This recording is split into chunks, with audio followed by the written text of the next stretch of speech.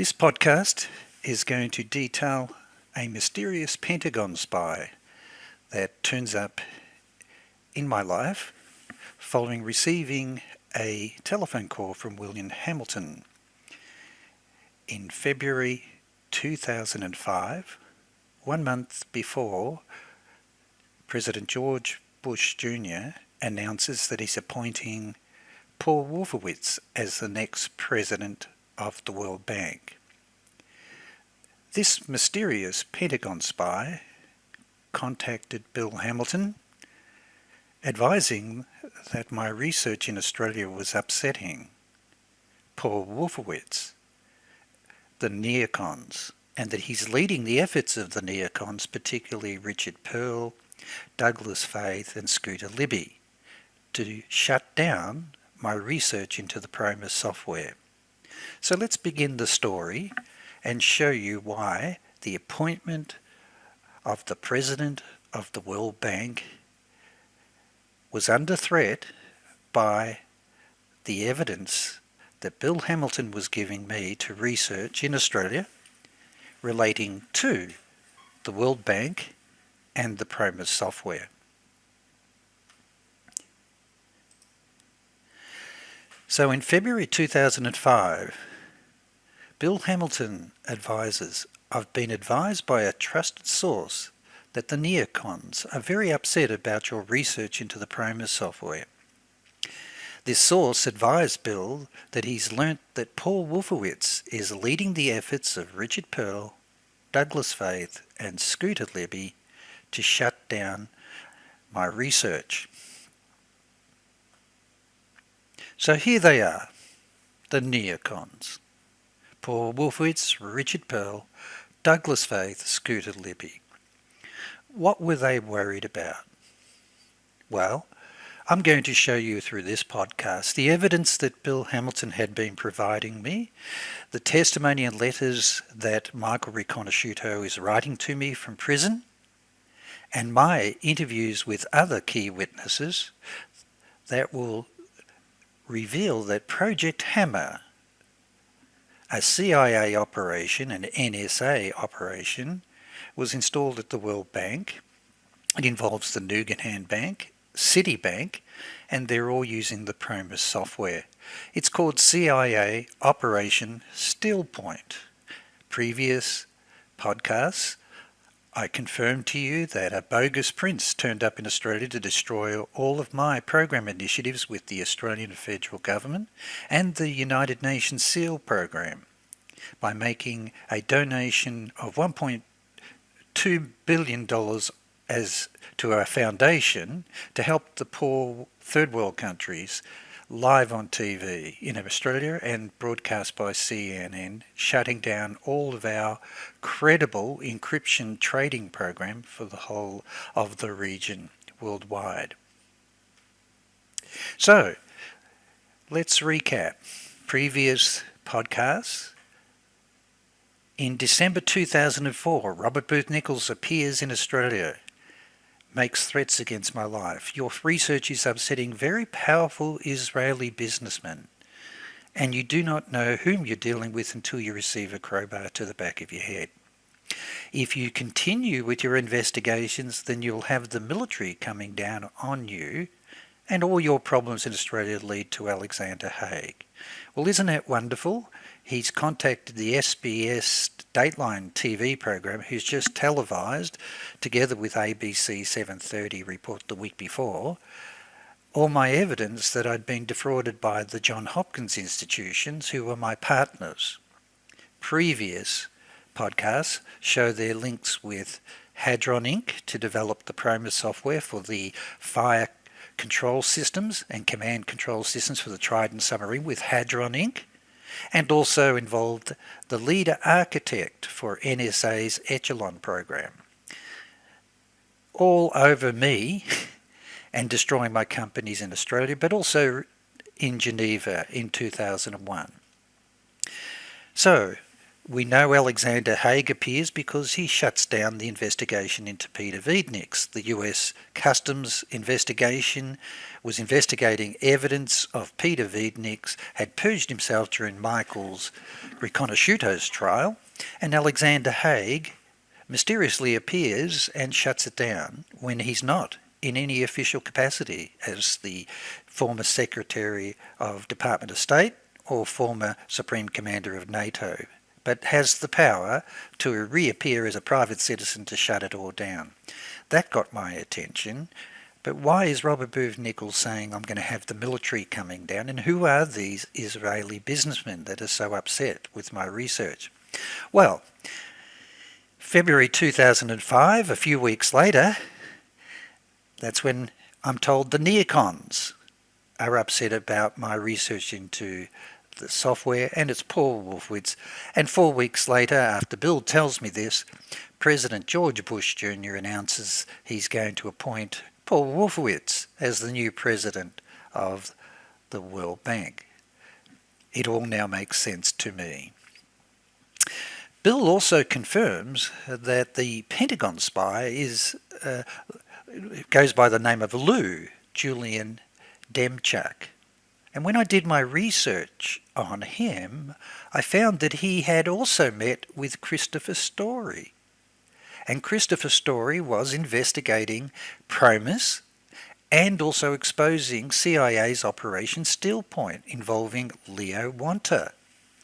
This is the bogus prince operation involving Clinton, President Clinton, and also it brought to the attention, it involved George Bush Sr. laundering billions or trillions of dollars of gold bullion, US security notes. And in 2004, Leo Wanta was writing to President George Bush Jr. about his evidence of CIA Operation Steel Point. So it turns out that Christopher Story, who I'll introduce to you during the podcast, was the economic advisor to Prime Minister Margaret Thatcher in the United Kingdom, highly credible, was asked to meet with Demchak, the Pentagon spy, who Gordon Thomas had been using as his source about the PROMIS software, involving Robert Maxwell, Rafi Eitan, and Dr. Earl Bryan. And so let's look at this link. The Pentagon spy is advising one William Hamilton that my research into the PROMIS software is upsetting Paul Wolfowitz and the NEOCONS. And it obviously relates to his forthcoming announcement to be elected the new president of the World Bank. So, I also ask Bill, further on down the track, can you remember who personally advised you that Paul Wolfowitz and all these people were wanting to shut down my research into the PROMIS software? Because my research, and these are my correspondence back to him, is that Rafi Eitan met with CIA agent involved in the $2 billion broker as a death arms deal and the former director of DIA in 1982, and they were both sponsored by JINSA, founded by Michael Ledeen to fly to Israel. Rafi Eitan was reviewing with them the success of CIA, DIA and IDF, Israeli Defense Forces, collaboratively developing aerostat, drone and AWAC radar tracking technology during the war in Lebanon. And I will do a whole podcast about this particular area because Danny had the secret memo that was implicating all of the spies in CIA, Mossad and French intelligence, and this particular CIA agent who's interviewing Rafi Eitan. I've got all of his interviews, his papers and articles, and he's the key person. But on that memo, handwritten, that Danny has, which I'll reveal in a future podcast, is they're asking, they've been exposed by US Customs, they're shutting down all the front companies for intelligence in Singapore, and they ask the question, what does Oliver North want to do with Noriega's drug contacts? And this is the secret memos and correspondence that Oliver North is destroying in NSC that implicates him. So I will do a whole podcast on this, but it all relates to this particular area. Previous podcasts, I've already definitively shown the evidence that Murdoch's company, Computer Power Group, and Earl Bryan's company, together in their alliance with Wang Labs, or both financed by Stanley Schumann, who's on the President's Foreign Intelligence Board. He is the managing director of Allen and Company, is the financier behind both of them, Murdoch and Earl Bryan. And I've proven that they developed the CIA safe integrated intelligence software systems for integrating DIA, CIA, NSA, and I also prove that it goes into Pentagon, and hence Paul Wolfowitz. So a future podcast, I will show you where the PROMIS software was installed by these people on the screen. It was put into Pentagon for tracking terrorists and economic warfare and economic intelligence to bankrupt the Soviet Union. So, I also in a previous podcast have definitively proven that the same group for the CIA software for SWIFT banking and intelligence then bankrolled and started their own private corporation called Iris Corp, registered in the Netherlands, and surprise, surprise, we've got banking and Pentagon. Robert McNamara, former president of World Bank, is heading up this whole operation with CIA, DIA, and it's funded through Robert Gray and Henry Kissinger, and the former Prime Minister Edward Heath. I've always asked myself, Nugan Bank, they're not bank managers, they're all people from Pentagon, they're generals. Every person involved with Nugan Bank in Australia, Hawaii, and the USA and the Philippines are all generals, CIA and Pentagon officials. What would they know about banking unless it is economic warfare, economic espionage? So let's now focus on this mysterious Pentagon spy, known as Mr. Lou Demchak. I did my research on him. I found that in 1991 he did own a company, US Polytech, over in the Ukraine, and representing the acquisitions and bridging partnerships with the US on military rockets, helicopters, high-tech military technologies.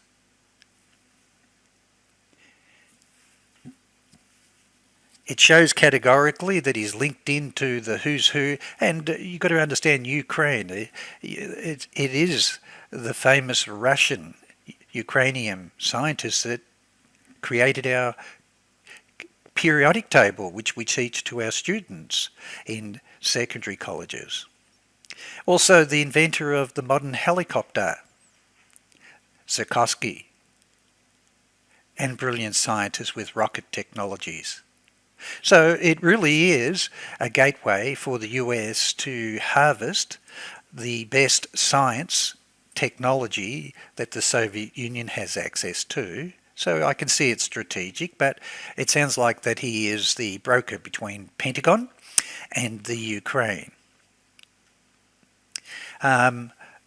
Talking about priority databases, his company commands the best priority intelligence databases of what technologies are available in the Ukraine.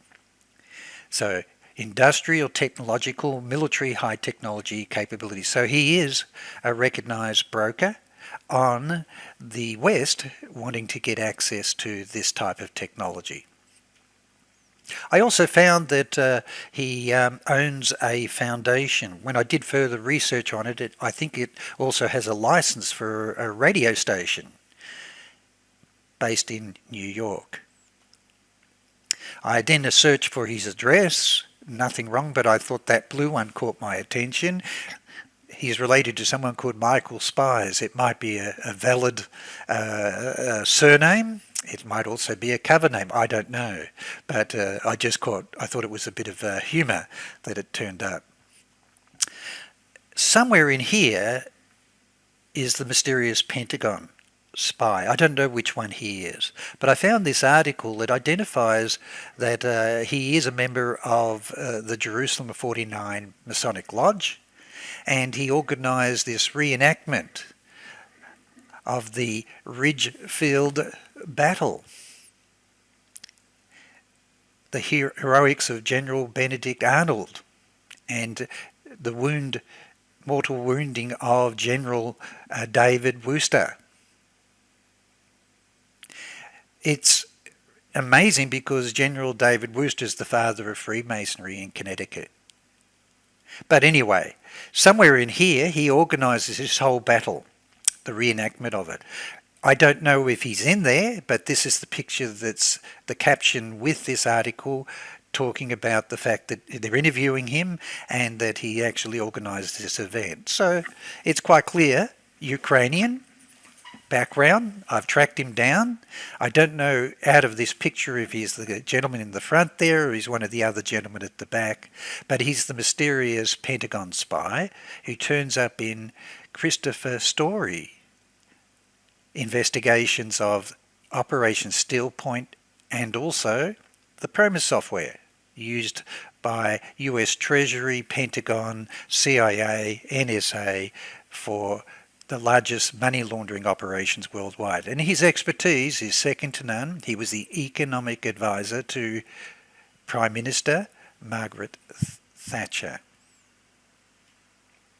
So let's move on. Pentagon. All of the intelligence units and defense units all integrated into one.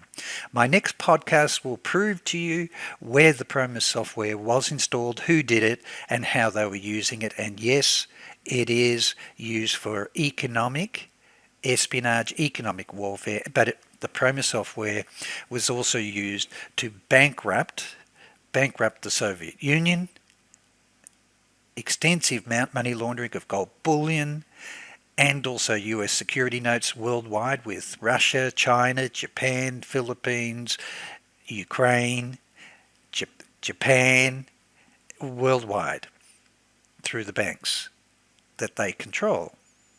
But it also was used for tracking terrorists and illegal weapons and drugs. The trillion-dollar business of drugs that needs to be laundered through our banks. So let's come back. I'm upsetting the NEOCONS, and that apparently the Pentagon spy, Demchuk, has advised Bill Hamilton that Paul Wolfowitz has taken the lead on behalf of Richard Pearl, Douglas Faith and Scooter Libby to shut down my research efforts. It's CIA Operation Steel Point, Project Hammer that Danny Casolaro was investigating with Chuck Hayes. PROMIS was installed and Project Hammer was operating at World Bank, Nugenham Bank, but also installed at Citibank, and it's all based on the PROMIS software. So, what brought this spy and the attention of Paul Wolfowitz? Well, I had put up a website with evidence that Bill Hamilton had been providing me throughout 2004 and early 2005, and I published this. I was doing collaborative work with a Canadian journalist, Gordon Savell. He's investigating evidence that PROMIS was put into Canada, and I'm responsible for all the research for PROMIS being sold to the Australian government. We were going to publish a joint book called Born Classified about the secret life of Michael Riconosciuto and his modifications of PROMIS software designed to eavesdrop on the governments of Canada and Australia. This is what was on my website. I go through the fact that Michael Riconosciuto's files are classified from President Nixon, President Reagan, right through to President George Bush Jr. Not only that, that he confirmed that the PROMIS software, to me as a physicist, mathematician and programmer on supercomputing, is that it did need a special communications receiver unit in order for CIA and NSA to spy on foreign governments. I understood the physics and maths behind that and how it works with Echelon. The authors, we got documentary evidence sent to me by William Hamilton that there was evidence that the US Department of Justice had misled the investigations of stealing the PROMIS software and had deceived the governments of Australia and Canada by denying they ever did it. So in November 2006, William Hamilton, CEO of Inslaw, confirmed the existence of a DOJ letter. I upgraded my website to include it. 6 months before, FBI arrested Jonathan Pollard. Now remember the name Jonathan Pollard. What has it got to do with Paul Wolfowitz? What's it got to do with me upsetting the powerful Israeli businessman, Alexander Haig? But 6 months before they arrested him, there was a letter written from Assistant General William Bradford Reynolds in 1985, was sent to William Weld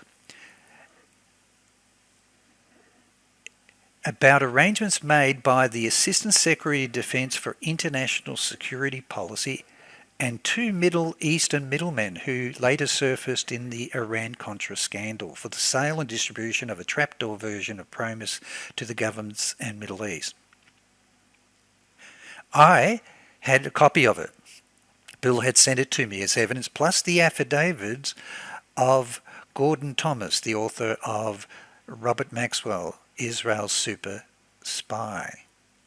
I was already putting together all the evidence that the PROMIS software was sold to the Australian government, and it was renamed the Lean software. Previous podcasts defined my evidence and why I knew that it was Murdoch's company that did that. The Arab broker had identified the letter was headed Saudi Arabia's National Commercial Bank, and that's Sheikh Khalid Mahfouz, who has high-level links with Secretary of State James Baker, whose Murdoch's company had installed the STARS program software with Wang Labs.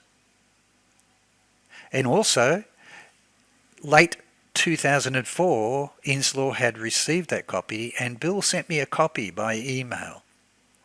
He got it from a US intelligence source, and I wanted to validate its authenticity. So I was interviewing some of the people involved in 2004 about that letter. I posted it in order to see on my website to see if it was valid and anyone else knew anything about it, and it attracted the attention of Paul Wolfowitz and the NEOCONS. So let's touch on Jonathan Pollard. He was found guilty of spying for Israel, providing them with classified information. It turns out that he originally wanted to be a spy working for a Central Intelligence Agency, but he was turned down. Instead, he was hired by the Navy Field Operational Intelligence Office and Naval Intelligence Command. And he was working on Soviet issues at the Navy Ocean Surveillance Information Center. So that's for tracking submarines and for ships, battleships. Hence PROMIS. The first application that Michael had confirmed was used by NATO. 2 months after Pollard was hired, he then got directly involved in working with South African intelligence services, and this is where the door opens up for him in meeting Rafi Aden. It talks about the fact that he's assigned to Naval Human Intelligence Operation Task Force 168. Keep that in mind, because Task Force 147 or 157 was where Ted Shackley Secord and Ed Wilson and his team were involved with Nugan Bank. Shortly after Pollard began working, he meets Aviam Salah, a veteran of the Israeli Air Force, and hence he gets his introduction to Raffi to become a spy. And so it turns out that Pollard has access to information that he knows that the US is withholding from Israel, obviously using PROMIS. Possible.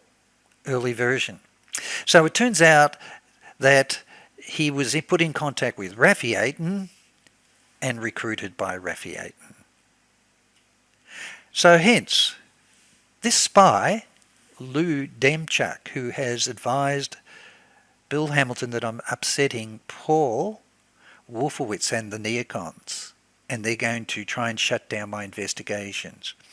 I believe that Lou Demchuk knew more about what PROMIS does, as he works with Pentagon. He knew that PROMIS was in Pentagon, and so did his boss. And I will talk about his boss very soon, because that was where the link came from. Their concern of corruption within Pentagon. So it turns out that Demchuk not only is advising that I'm upsetting, but he's also personally meeting with Christopher Story in the USA. And Christopher Story is meeting with Leo Wanta, investigating Leo Wanta's evidence of CIA Operation Stillpoint and the PROMIS software being used to money launder trillions of dollars of gold bullion and currencies worldwide. So Bill gives me a copy of the affidavit of Gordon Thomas. I'm pulling out the key parts from his affidavit, so I've got this before I know that Paul Wolfowitz is upset. Over the past 25 years, he's had close relationships with a number of intelligence agencies, including CIA, Mossad, Britain, SIS, and Germany's BND. So he's well connected for 25 years. His sources and information is credible, and that allowed him to write the complete book about evidence that Robert Maxwell was selling the PROMIS software and was Israel's super spy. The key parts that he says in his affidavit is that he interviewed Raffi, video and audio taped huge hours, over 80 hours of interviews with him. And during these interviews, it was confirmed that he had recruited Jonathan Pollard. And this is the key part. A civilian US Navy intelligence analyst, and as director of Israel's Lakeman agency, Raffi directed Pollard, an employee at the US Navy's Anti-Terrorism Alert Center in Maryland. This part's very important because my next podcast will prove to you that the PROMIS software was put in for tracking terrorists and also money laundering operations with all banks worldwide. So, the application of PROMIS that they're all interested in is about tracking terrorists. Most important thing is that he had access, issues tracked by the US intelligence community, and it says here Pollard as part of espionage work for Aiton to access computerized information systems through the US intelligence community.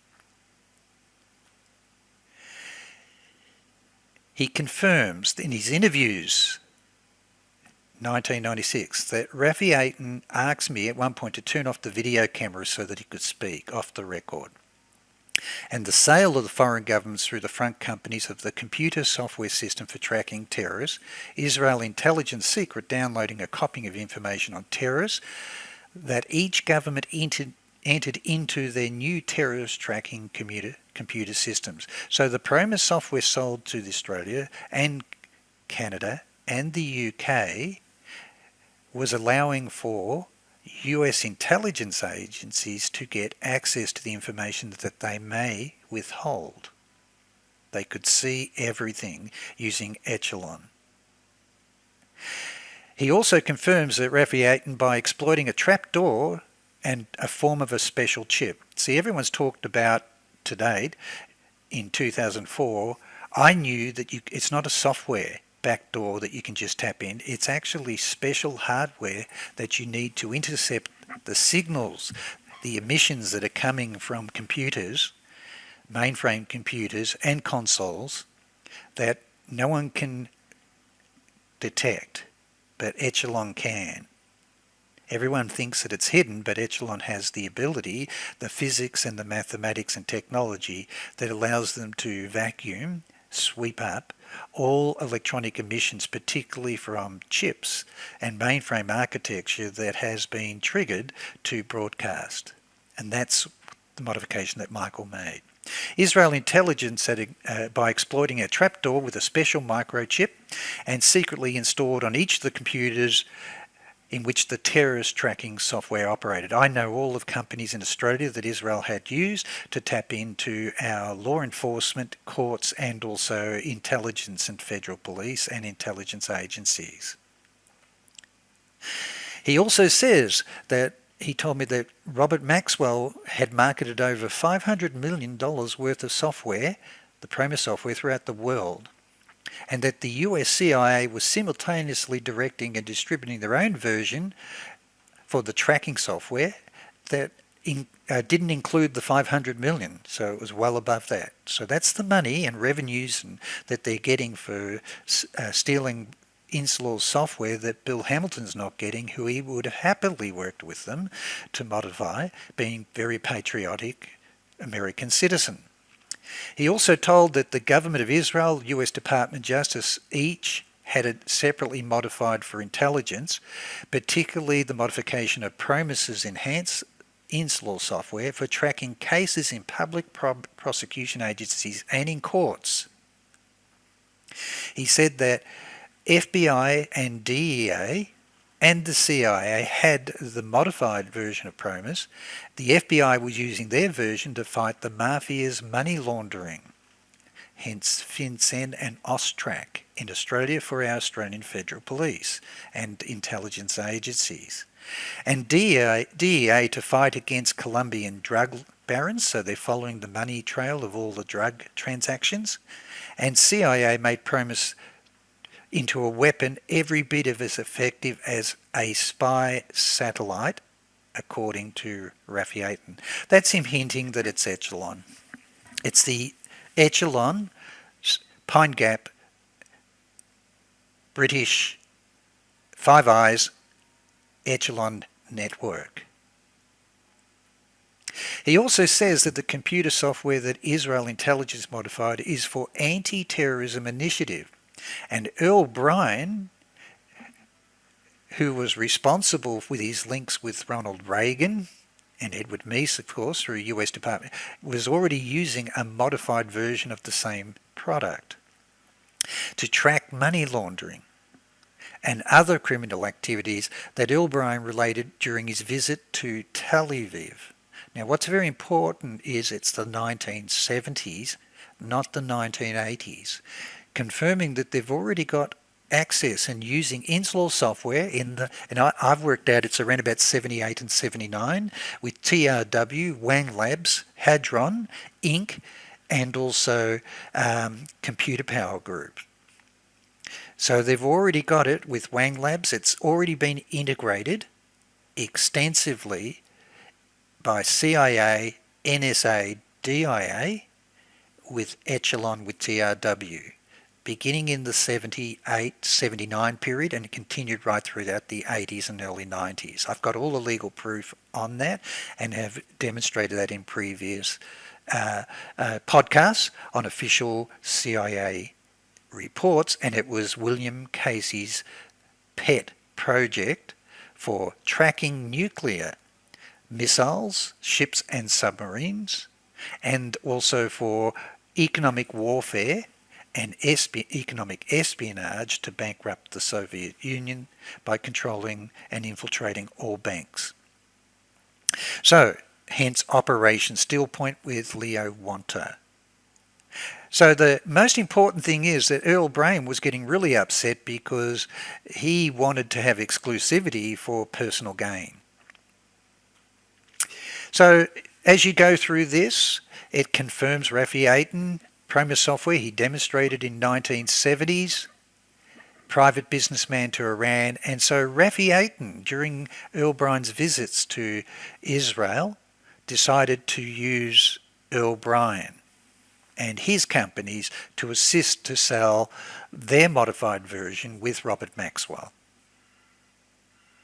So the key point here is this affidavit from Gordon Thomas, who was the key person that put Christopher Story in contact with Lou Demchuk, the Pentagon spy, the same spy that had contacted Bill Hamilton, advising that I'm upsetting the NEOCONS and that Paul WOLFOWITZ is leading the charge to shut me down 4 weeks before he's appointed as the new president of the World Bank. Its primary function was to track money laundering and terrorists, and it was sold worldwide. So all the money laundering software, detection software, sold to the US government, FinCEN, Australian government, AUSTRAC, Canadian government, equivalent FinCEN, UK government, equivalent FinCEN, has been designed so that they can infiltrate the intelligence of all the intelligence agencies, defence departments, banks, federal, state police, intelligence units, to know everything. But also it's the fox looking after the chicken coop. It means that they also know how not to put up on the screens the evidence and bank records of black arms and drugs operations to finance their wars worldwide. So, I won't go on too much more other than I had this in my hand.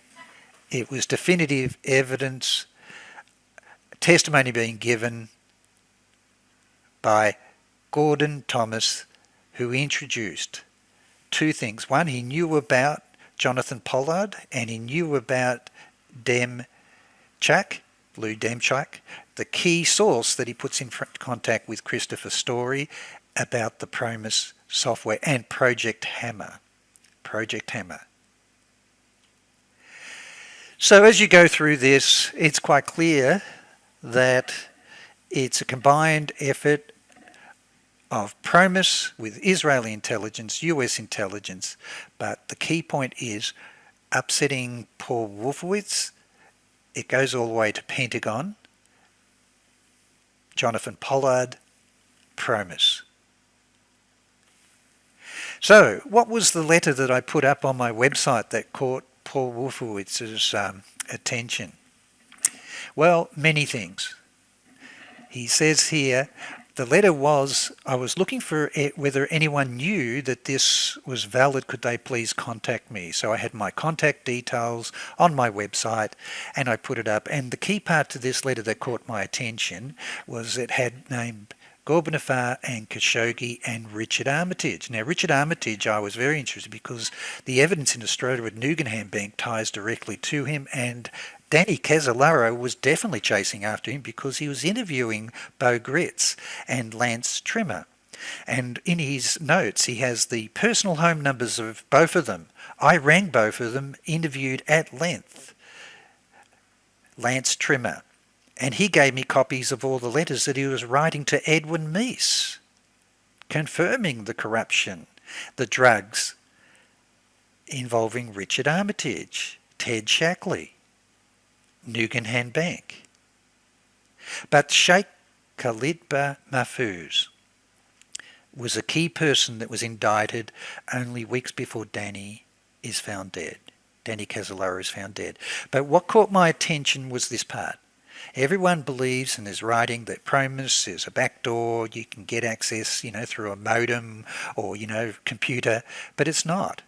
It actually is the architecture of the computers is transmitting emissions that you cannot detect. It's advanced physics and advanced maths that I understand. Michael Riconosciuto understands better than me, but I understand how it works. And that's what Echelon satellites are designed to intercept. And you cannot detect these hidden emissions. It's not detectable. This has been known by NSA since the 60s and 70s, the advanced massive physics that goes with this. And it's not something you get taught when you go to university. So Michael was a leader in this area and understood it, and a genius in this area. So the modifications he's making is for allowing the PROMIS to broadcast and be intercepted by Echelon. So Mahfouz is the key character. This letter has all the key people on the signatures of the check that Danny CASOLARO has. This is the guy that's identified by Bo Gritz and Lance Trimmer, and Danny's talking to him because he's investigating the trail of the drugs from the Golden Triangle with Richard Armitage, Ted Shackley and Richard Secord through the Nugan Bank. And he's involved with this. And of course, Sheikh Mahfouz, the key biggest investor in BCCI, the person that is on the board of the Kyle Group with Frank Colucci, has business partnerships previously with Senator James Baker, who also has the PROMIS software developed by Murdoch's company and Wang Labs, installed for tracking all memos and correspondence in foreign in State Department, communications and intelligence. So Danny's on the trail of this guy. My broadcasting that I've got it. See, Bill's talking about it and publicising it later, but I put it up on my website because I wanted to validate the legitimacy. And I interviewed Robert Parry only months before he died because I was chasing after his evidence of Rupert Murdoch financing William Casey, Walter Ramandan and Charles Wick with Project Democracy as a front, with NED as a front organisation, foundation for financing Iran-Contra.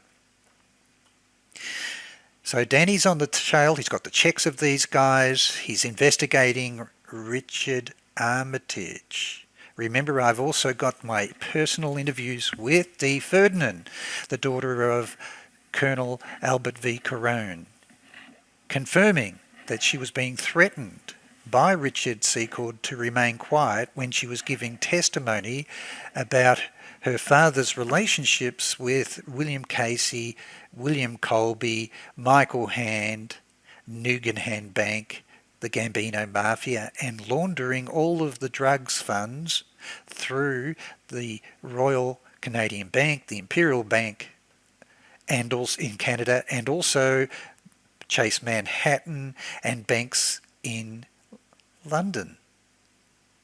So BCCI, Nugan Bank, all banks worldwide, and RCMP had flown in to investigate evidence that the PROMIS software was sold to them and that it's used for laundering billions of dollars through their banks by CIA, DIA, NSA, and Pentagon. So, what was on the top of my website that caught Paul WOLFOWITZ's attention?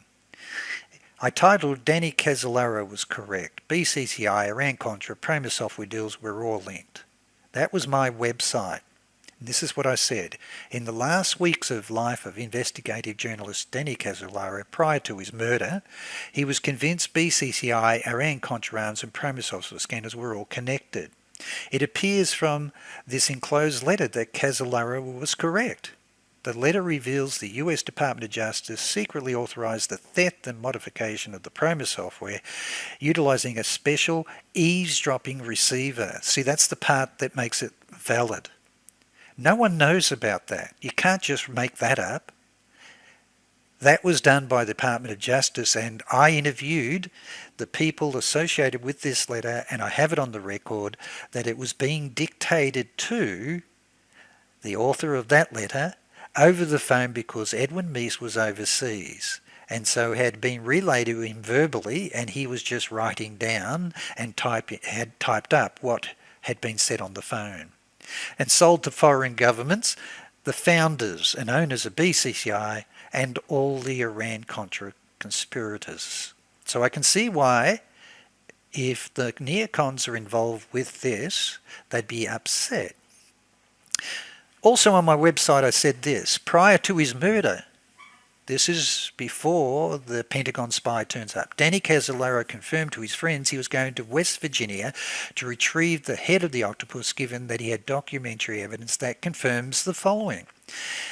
A meeting between Adna Khashoggi and Tony Rowland. That one's very important to us in Australia because the Alan Bond, our media baron who is installing and selling the aerostats for the War on Drugs program with Peter Wiedniks and Hadron Inc., with US Customs, Defence and the US Coast Guard, received a $6 million cheque delivered by Richard Babian for Hadron Inc. for Earl Bryan for payment for the transfer of the Iran-Contra missiles through the Navy base of Western Australia. This part's important because Alan Bond owned Lonhro with Tony Rowland and Adna Khashoggi. So no one knew that, only I did. We have a Royal Commission that touches on this, and I've interviewed all the investigators in that, and we tracked the finance through the Allied Irish Bank. Very important link back to Mahfouz. The transfer of Iran-Contra arms involving Adna Khashoggi, and also had BCCI checks 1 million and 4 million were drawn by Adna Khashoggi, manager of accounts. This is on my website. You must understand, before Paul Wolfowitz is announced as the next president of the World Bank 4 weeks later, no one's seen these checks, and I'm now homing in on the interviews with Jack Blum. Also, I confirmed that IBM Tel Aviv connections with the PROMIS software with Israeli intelligence. Why that's important is that Murdoch's company, Computer Power Group, had a research company called ACCCI with IBM. And it was IBM who introduced Rupert Murdoch's company, Computer Power Group, to Bill Hamilton, president of Insular Inc., at a hotel in Boston, requesting that they become appointed as the official distributors of the PROMIS software in Australia and Asia in order to install it with the Australian governments. Danny CASOLARO was also investigating Iran-Contra arms deals, and he was planning to meet with an Arab who was witness meeting with Danny, who was involved in guns and drug transfers. So I have this letter up on my website asking for anyone to contact me. I'm from US government, Canadian government, Australian government, any agencies, to contact me with my contact details. And Danny CASOLARO had the two checks for the 1 million and 4 million. Just to remind you, there's the 1 million transfer and there's the 4 million transfer. A total of 7 million. 17 million, I should say. There's the signed check in close detail, Gorbanafar, Khashoggi for the 1 million, and there's the 4 million. Now remember, they're in his briefcase when he's murdered. And there's the transfers through the Bank of Monte Carlo, the documentation and checks that Senator Kerry and his committee were demanding that Robert Altman provides to them as evidence. And he failed to present that evidence. And we know from the affidavit of William Turner, who handed over evidence of Pentagon fraud, massive Pentagon fraud, testified that Danny was going to Martinsburg to meet with Robert Altman, who agreed to meet with him reluctantly because Danny was threatening to give this evidence to the BCCI inquiry. And so, the PROMIS software is given to Khalid bin Mahfouz, involving Richard Secord, who's the head of the National Commercial Bank. He had assets worth $3.2 billion. He was the largest shareholder and owner of BCCI, and he was being indicted only 2 weeks before Danny's found dead. Danny was on the trail of all the directors, including bin Mahfouz. He knew that BCCI, First American Bank, were using the PROMIS software. He knew the World Bank was using the PROMIS software. There's the letters confirming that he's indicted and being charged and having to pay. He was responsible for over $1 billion of transactions with BCCI. Further on, had they listened to Danny CASOLARO, had the evidence been presented in those checks, perhaps the people involved with September 11 attack on the USA may not have been financed through his foundations. That's an interesting question, isn't it? Had the FBI, had the Martinsburg police, had the US Department of Justice investigators, Zipperstein, who had full access to all of Danny CASOLARO's files like I had for 21 years, would have been able to pass those checks and letters across to the Senator Kerry's committee, proving that Robert Altman had lied and withheld evidence, and then he would have been charged criminally, and so would have Khalid bin Mahfouz, because it tied together with Robert Sensi's testimony that he was financed by the Kuwait royal family, working for William Casey, Robert Gray, and also Clint Murchison. And it was financed by the Kuwait royal family. They were financing the whole Iran-Contra scandal. So he settles a $225 million BCCI fine instead of being criminally charged and convicted with money laundering, bribery, and financing terrorism and arms. So I can see why Paul Wolfowitz and the NEOCONS might be upset. But there's the evidence. Had Danny's checks and evidence been appropriately put forward by FBI, appropriately put forward by my Martinsburg police, and more appropriately been put forward by the US Department of Justice investigators, who all say that Danny committed suicide, perhaps their actions, the proper actions, may have prevented 9/11.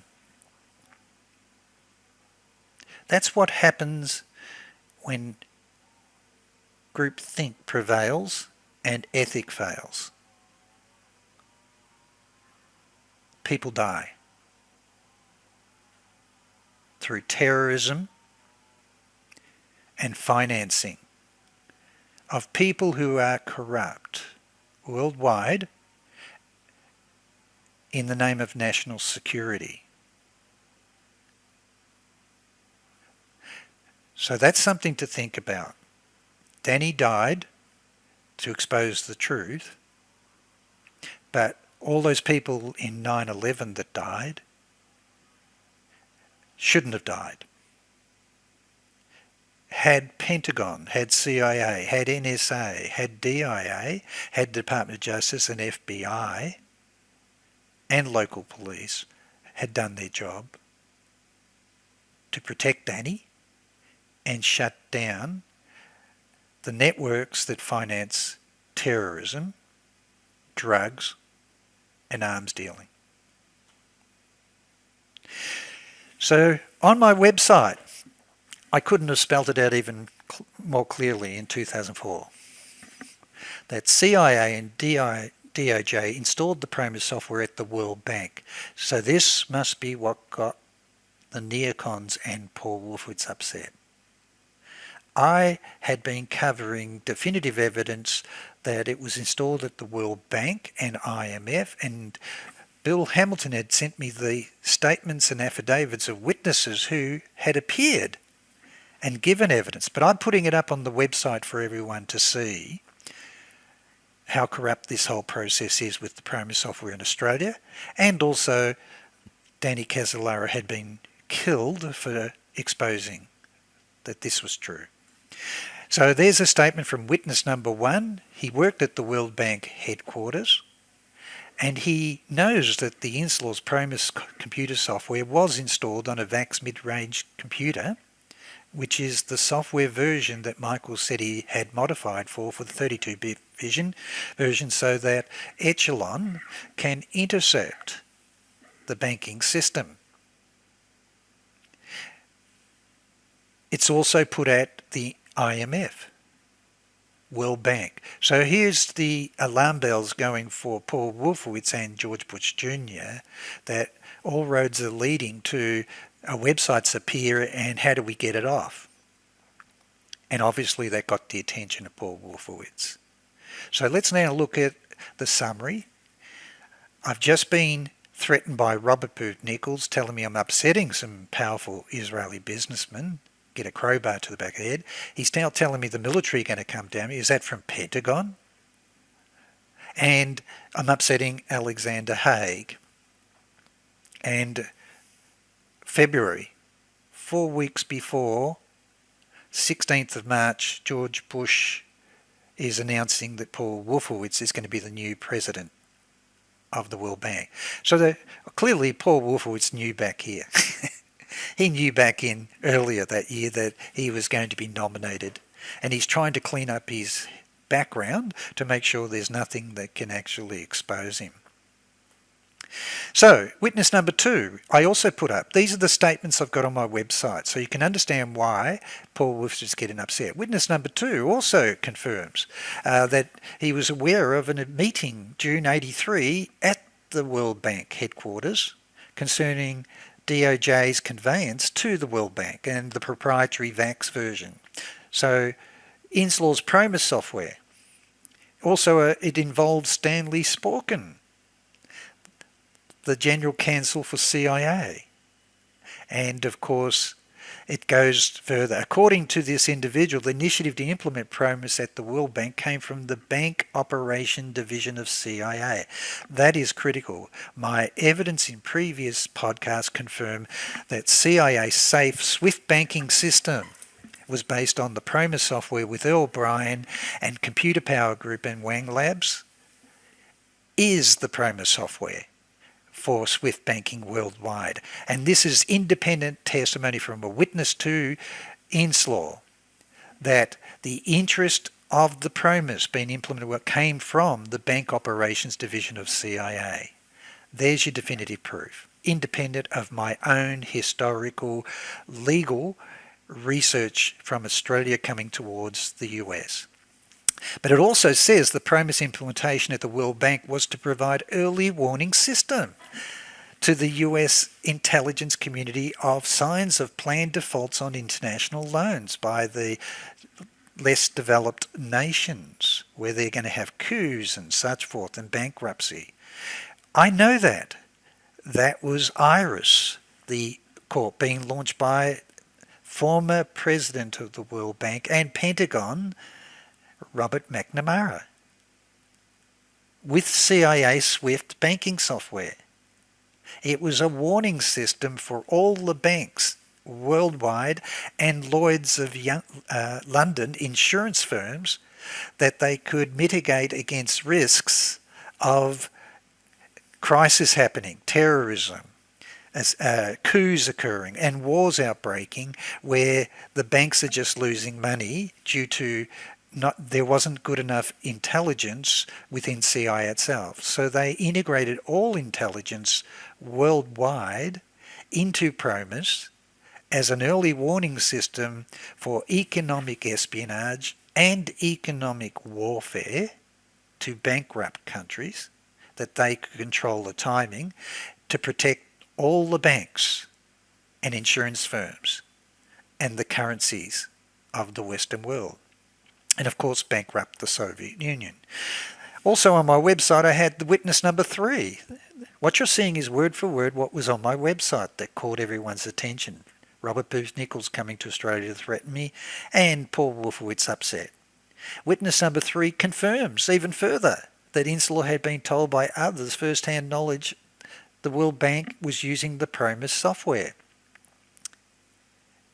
and of the concealment or destruction of Department of Justice written documentation Also, the witnesses go on that they were fearful of coming forward because there was going to be swift retribution against anyone in Department of Justice if they talked to Inslaw. And particularly they were worried about their careers in the White House and governments, given that the Republican Party political appointees, they can all benefit by not doing anything and going along with it, but they were able to wink and look the other way and not help Inslaw.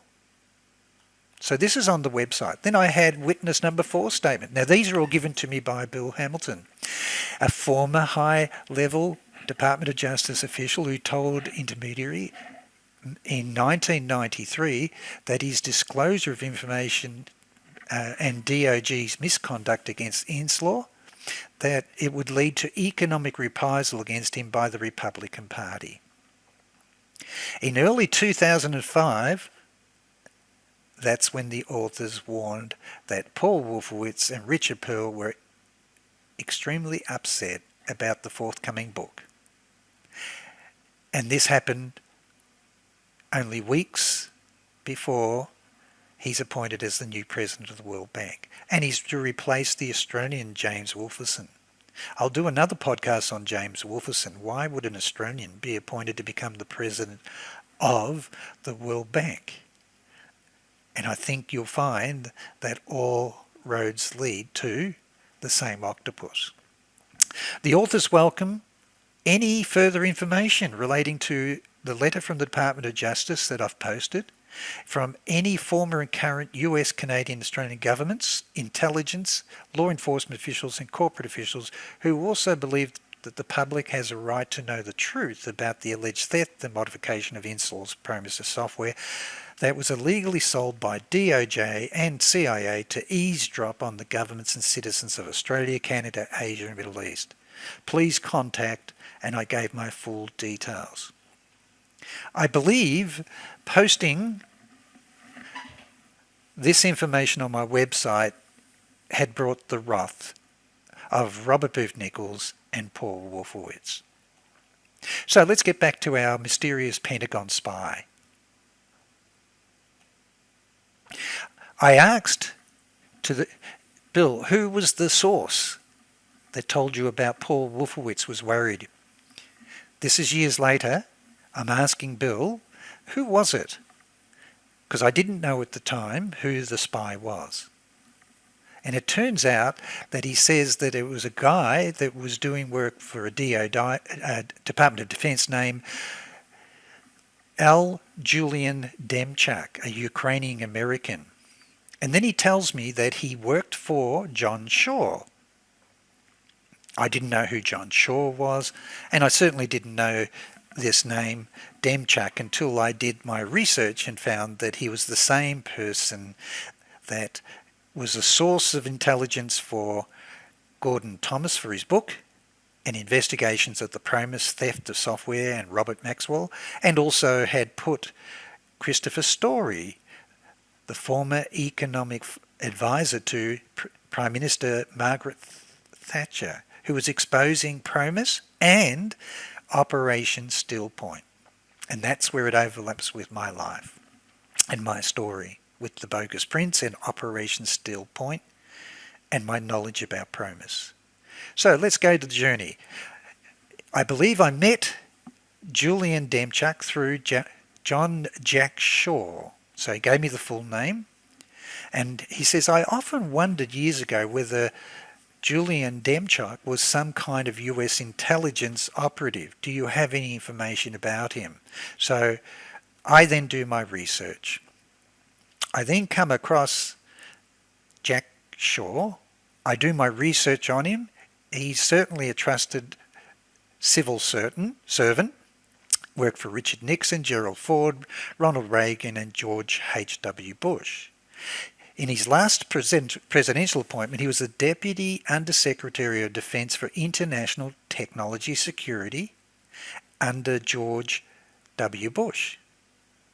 So George W. Bush has appointed him, and he's responsible for defence for international technology security, particularly the illegal sale of dual-purpose technologies to Iraq, Iran, Libya, Russia. Hence, this is where our story begins.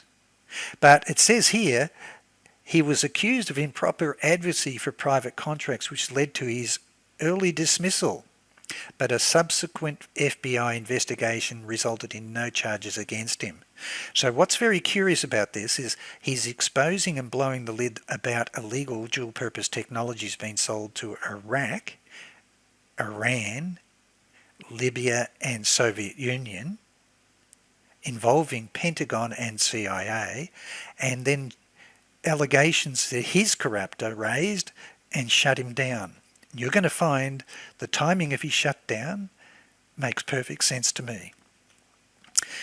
They're the roles he served in: Under Secretary for Defence for International Technology Security, Secretary of Commerce for Export Enforcement, Deputy Secretary, Department of Commerce, Agency for International Aid, and also Operations for Hudson Institute, a think tank.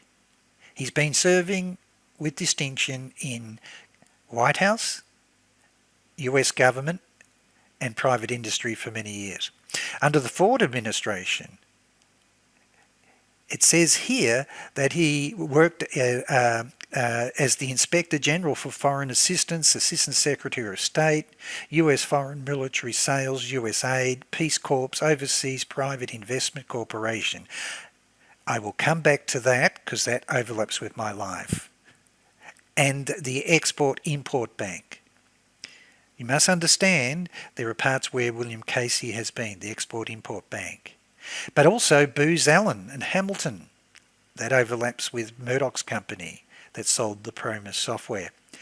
And he was responsible for new projects and industrial cities in Saudi Arabia. So he has extensive knowledge. Under the Ford administration, he also worked privately, St. Fale International Group, Cambridge Consulting Group, CASOLARO, Centre for Strategic and International Studies, and responsible for writing papers on Saudi Arabian modern nation, the impact of change and stability papers. I've got a copy of his book. He also, repeat, Hudson Institute and Centre for Naval Analysis. Under the Reagan, he worked for Administrator for Aid, Department of Commerce, and then Commerce and Export Enforcement, appointed by Bush Sr. And with the arrival of the Clinton administration, he had to step down. He stepped down after being dismissed early. He returned to become the CEO of American Overseas Clinics Corporation. I will explain what that means to my life and story and Operation Steel Point in a minute. So let's have a look at his departure. Pentagon official who tied Russia Iraq arms. A Pentagon official, John Shaw, publicly disclosed information showing Russia involvement in moving Iraqi weapons out of the country has been dismissed. John Shaw, Under Secretary for Defence for International Technology Security, formerly an aide to Defence Secretary Donald Rumsfeld, was forced to leave his position as a result of a reorganisation that eliminated his job, the defence official said. Mr. Shaw said he'd been asked to resign for exceeding his authority to make public what his intelligence research had shown about Russians' involvement in moving Iraq weapons out of the country before the invasion. Obviously, he believes that exceeding his authority, disclosing the information, as a charge that he believes is fake. As head of Office of International Technology Security, Shaw was tracking Saddam Hussein's weapons program, and this is where Operation Steel Point comes in. I will do a follow-up podcast on Operation Steel Point, involved with the biggest bank of Iraq, and arms deals with Matrix company in the UK involving Prime Minister Thatcher's son Mark Thatcher, together with George Bush Sr. and other arms dealers in selling weapons of mass destruction, chemical weapons, technologies, dual-purpose technologies to Saddam Hussein. So Jack Shaw knew what was going on. Saddam Hussein's weapons program before the 2003 invasion of Iraq, and that Russia helped move them to Syria. He also told a conference in 2006, years later, the short answer to the question of where the weapons of mass destruction Saddam brought from the Russians went was they went to Syria and Lebanon. They were moved by Russian units. And then he says, he alleged that Evgeny Primakovov flew to Baghdad in December 2002 to arrange the shipments, which he later denies, Primakov denies. Claims that he was delivering advice from President Putin, advising Saddam Hussein that he should resign. I find that hard to believe. Anyway, Russia and Iraq WMD. So it turns out our Pentagon spy, Demchuk, works for a pretty credible guy called Jack Shaw. And Jack Shaw was responsible for tracking all the weapons. He stated the Russians who helped Saddam Hussein to clean up his WMD stockpiles to prevent the United States from discovering, and he said these claims were also made by General James Clapper. Shaw claimed that his sources for the information included British MI6, a Ukrainian source. Isn't that very good? The same source is the Pentagon spy that's also tipping us off about Paul Wolfowitz and the NEOCONS upset. And it's the same source that's also meeting with Christopher Story about Operation Steel Point and PROMIS. So it turns out the person was known as Julian Walker, former Ukrainian military attaché in Washington. This part's important. Julian Walker, former Ukrainian military attaché in Washington. It says here, Shaw stated that he went public with his comment regarding Russia moving Iraq's weapons of mass destruction because he wanted to help George Bush Jr., who he felt was being crucified by revelations, and you're going to like this, over 350 tons of explosive had gone missing in Iraq as a result of the US invasion. Isn't that incredible what you learn? So from Baghdad to Chicago, Jack Shaw later confirms his serious concerns about Nadhimi Alchi's reaching corruption influence in the US with White House, monitoring illegal transfers of technology and munitions to Iraq. His investigation showed that Nadhimi Alchi had been Saddam Hussein's senior arms dealer, and then he had morphed into the principal international financial bagman and became the godfather of the UN oil for food scheme. These are quotations and on-the-record statements made by Jack Shaw, who was sacked, put through an FBI investigation for him being corrupt, and then cleared, because he believes that his intelligence and tracking of the illegal arms sales to Iraq was blessed by Pentagon officials, CIA, DIA, NSA, links into illegal sales, and it's going to be Operation Steel Point. Now this is the interesting part. I do further searches on Jack Shaw. And just before he's sacked, he met the corruption whistleblower Dale Stoffel. 2 weeks later, John Shaw is sacked with allegations he's corrupt. So a whistleblower's meeting with him, and he's blowing the whistle on incredible Pentagon corruption of arms deals and contracts in Iraq involving Iraqi military and government personnel that Pentagon is supporting. He says he met with Pennsylvania Senator Rick Santorum, Secretary Donald Rumsfeld on December 3rd, 2004. Isn't this interesting? It's the week before Robert Booth Nichols arrives, or during the week that he arrives and threatens me. And he's considered one of the trusted arms dealers that's going to be refurbishing all of the Iraqi tanks through his company, and he's dealing with the Iraqi Minister for Defence. It says, with an introduction made by the Republican insider Pat Templeton, he met with Deputy Under-Secretary of Defence John A. Jack Shaw to discuss payment to his company and his concerns of corruption in both the US and Iraqi procurement efforts. This is incredible. Shaw's office forwarded the complaint to the Department of Army, so Jack Shaw did the right thing.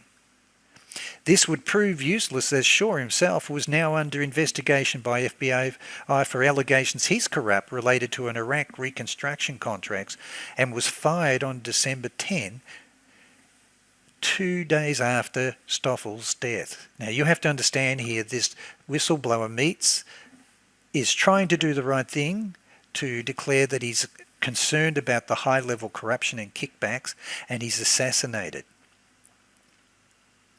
He was fired 2 days after Stoffels is assassinated.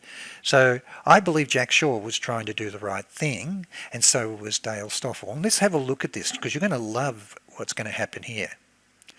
Dale Stoffel is the corruption whistleblower. He was granted limited immunity by the prosecution of Special Inspector General for Iraq Reconstruction during his whistleblower complaint. He gave investigated information regarding US corruption in Iraqi construction projects implicated Colonel Anthony B. Bell.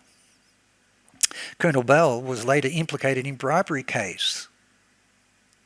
Thousands of dollars of payments being delivered in pizza boxes, pizza delivery style, dead drop pails, paper sacks dropped off throughout the green zone. These are the allegations that Dale Stoffel is making before he's assassinated. You're going to love this. He was an arms dealer.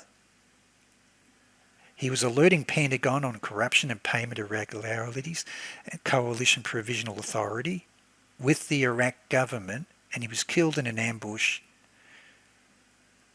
only weeks after returning back to advise Rumsfeld and Pentagon and US Department of Defense about the corruption that's happening in the US and Iraq. But this is the part that I want you to now focus on. Who is Dale Stoffel? He was recruited by the Office of Naval Intelligence, ONI, to work on missile technology. In his first year at ONI, his co-worker was Jonathan Pollard, our Israeli spy, identified working for Rafi Aiton, who has the PROMIS software, was arrested for espionage. Stoffel openly despised the dishonesty and repeated for years that Pollard was a money grabber who used spying for Israel as a way out.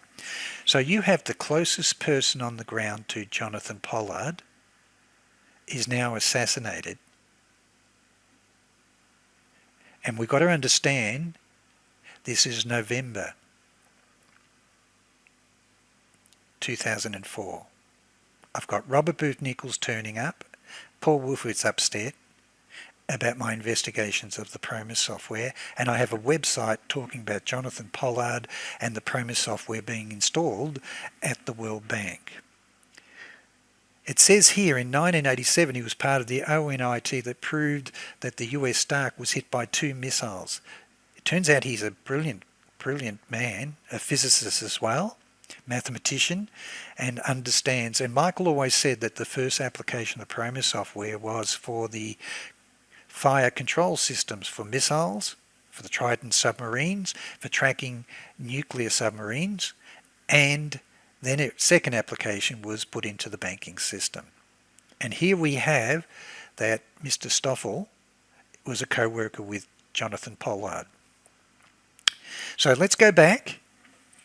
Our spy, Julian Demchuk, I believe he's tipping us off because he's working closely with John Shaw, and he knows all about the corruption that's taking place. People are getting assassinated. There's corruption at the highest levels. There's cover-ups. And he is the key source to information about the PROMIS software, Operation Steel Point, and also Jonathan Pollard, and the corruption that goes all the way to the top of Pentagon, CIA, NSA, DIA for the Operation Steel Point with Leo Wanta. So let's keep going. It turns out on the affidavit, let's just have a look, from Gordon Thomas. Remember, he's talking about confirmation that Rafi Ayton recruited Jonathan Pollard. Jonathan Pollard had access to the computerized information systems at the Office of Naval Intelligence for tracking terrorists. US Navy's Anti-Terrorism Alert Center.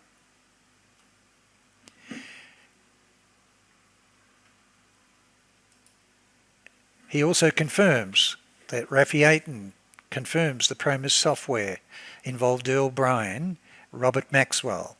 It had a special chip to be intercepted, designed by the Israelis, and I know firsthand from my communications before I'm becoming a threat to Robert Booth Nichols and Paul Wolfowitz, that the architecture of the VAX computers and the mainframes is designed so that it broadcasts the electronic emissions that cannot be detected only by a satellite system with a special device. I'll do that in a separate podcast, but the special device is based on advanced physics and mathematics that I have worked in, and so is Michael Riconosciuto, and understand completely, and that's how Echelon intercepts all communications worldwide. So they could infiltrate the banks, but also all of the software that they're selling to foreign intelligence, law enforcement, banks, is the fox looking after the chicken coop,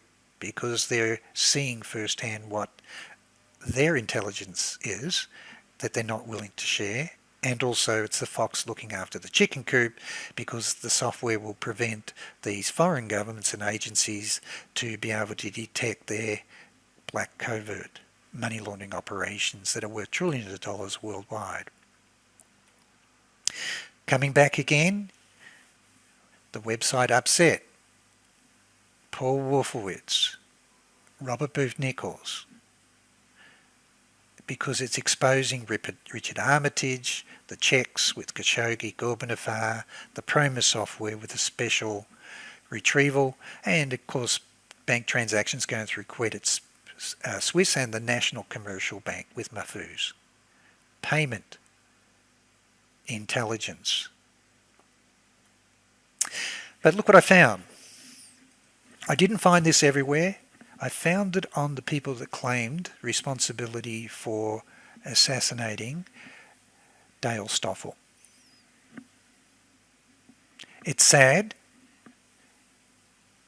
but it declares the death of Stoffel and bring his family on Fox News. It's interesting they got Fox News, Rupert Murdoch's company, mentioned.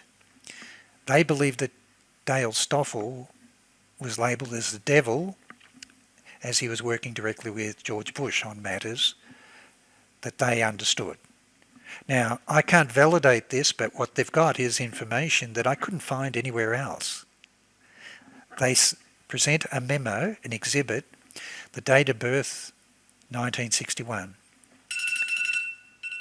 They also confirmed that in 1985 he was the senior cruise missile analyst with the Office of Naval Intelligence, and he also worked on methods to develop the missile. He was a senior project engineer for Raytheon, electronic warfare systems and countermeasures for the Maverick missile optics. He also worked on modifications and, wait for it, command and control systems for missile firing command and radar synchronization, and other optical-based guidance systems.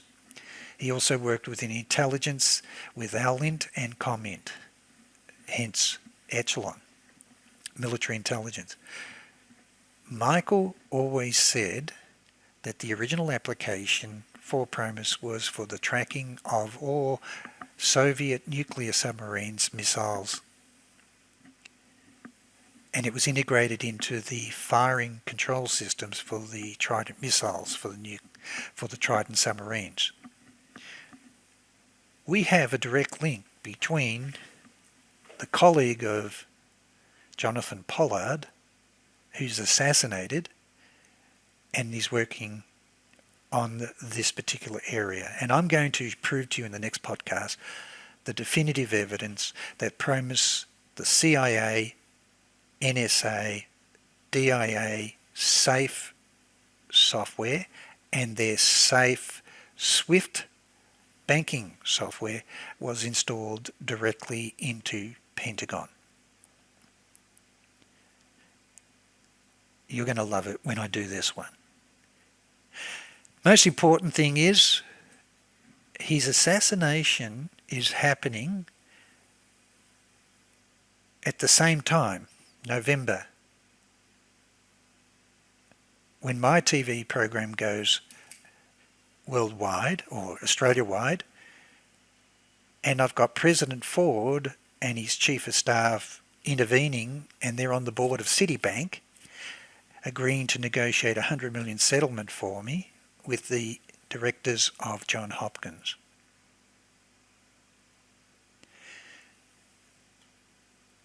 So he was assassinated. It says that in the reviews, he worked on top secret program for the United States procuring Russian, Chinese and other foreign-made weaponry for testing.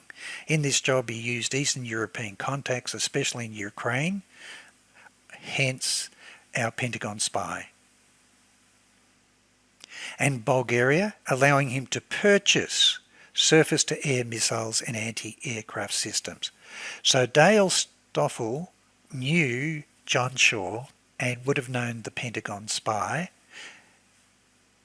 who's based with the companies dealing directly with the military in Ukraine since 1991. John Shaw and Lou Demchuk knew that he'd been assassinated, and there was a cover-up of high-level corruption going all the way to the top. Most important thing is that he was also dealing with Ahmed Chalabi, and his companies were White Oak Technology, and he was negotiating, and there was allegations of kickbacks going that he was really upset about because he had the contracts to modernise or refurbish the Soviet-era T-55 tanks and artillery that the Iraqi army had. He also was dealing directly with General David Petraeus, sent on July 2004 a letter to Iraqi minister. He was raising directly with him his concerns that there were kickbacks going to high-level Iraqi military and government officials that weren't being put to his company. They were taking their own kickbacks through their own private escrow accounts. Complaints about the payment. Immediately after delivering the first batch of tanks in November 2004, he alerted Pentagon to irregularities, that his company was not being compensated, that someone's skimming. Corruption in US and also in Iraq. And his email to the assistant of Patrius, Stoffel stated, "If we proceed down the road we are currently on, there will be serious legal issues that will land us all in jail." He's warning everyone at the top that this corruption at high level cannot continue. The Iraqi Ministry of Defense methods of payment gave rise to his suspicions that Iraqi officials were receiving kickbacks. And so he's assassinated after raising those concerns. He met with Jack Shaw. Jack Shaw did the right thing, referred on the concerns to the Department of Defense. He's shut down, put into an FBI investigation accusing Jack Shaw that he's corrupt, and Dale Stoffel is assassinated. Bullets to the back of the head and to the back of the chest, and his co-worker was shot too. It says here, a previously unknown group, Brigades of Islamic Jihad, claimed responsibility for an online video. However, security experts doubted the claim and questioned whether the video was simply a ruse. The video describes Stoffel as a CIA shadow director and close friend of George Bush. Raises some very interesting questions, don't you believe? He knew about the corruption of Jonathan Pollard and taking bribes to work with Rafi Eitan. He was directly involved in the development of the missile fire control command systems, which Michael said was the key component for the first application for NATO for the PROMIS software with US Navy and Pentagon, and then it was modified for the banking industry. So, on the WikiLeaks, Paul Wolfowitz's team links with Nadmi Archie, arms dealer for Saddam Hussein. It's been raised by John Shaw. John Shaw's raising serious concerns. There's overwhelming evidence that the NEOCONS, Paul Wolfowitz's team, are supporting this corrupt individual, he believes. These are his statements, that he knows about what he really did for Saddam Hussein when he was monitoring illegal transfer of technology and munitions to Iraq, and also the awarding of a communications reconstruction contract for mobile phones that he won through bribery. They're the allegations that John Shaw made before he dies. He says that Paul Wolfowitz's team links a concern. He says that his intelligence shows that Archie was major arms dealer for Saddam, cultivated President Mitterrand and President of Chirac. He was found guilty in the major Alf Aquitaine scandal, $100 million scandal, and was charged. He then goes on to show that it involved his bank. He was the owner of the BNP Paribas Bank. This is from John Shaw, who our Lou Demchuk works for. So I think they know that there's been corruption at the top, an assassination of Dale Stoffel, and also they know all about the dual purpose arms being sold, money laundering operations that go all the way to the top, corruption under George Bush Sr. It says here, by the time, however, he had moved to US market, thanks to British network, he established relationships with Paul Wolfowitz and Louis Scooter Libby and others in the Bush I Department of Defense at the time of the First Gulf War. What John Shaw is actually raising his concerns is, why are they banking this guy when all evidence of his years of investigation into illegal arms, weapons and trade involving Nadmi Archie is the biggest arms dealer for Saddam Hussein, a money launderer, that he's being recruited and supported by Paul Wolfowitz and Scooter Libby.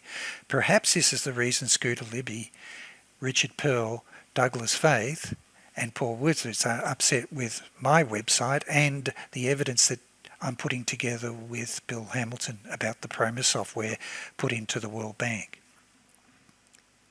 And he even goes on to say that he was even had the hands of blessing from Lord Cavendish, the former head of British intelligence, and then becomes a member of the Kennedy School Board of Advisors at Harvard.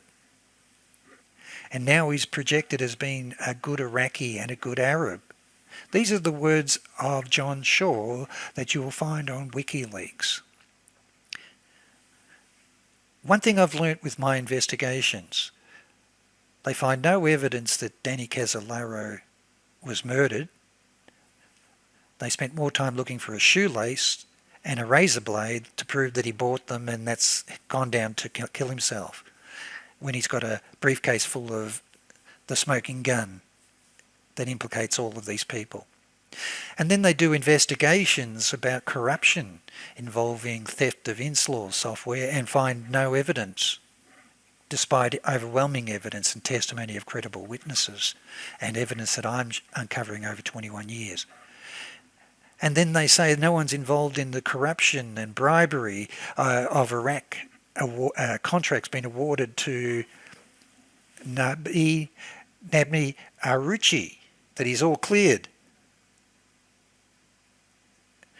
My words on camera during my federal parliamentary investigation into threats made against me by Rupert Murdoch's company, the Committee of Privileges, after I presented all my evidence, I said on camera, if I did this, I'd be in jail.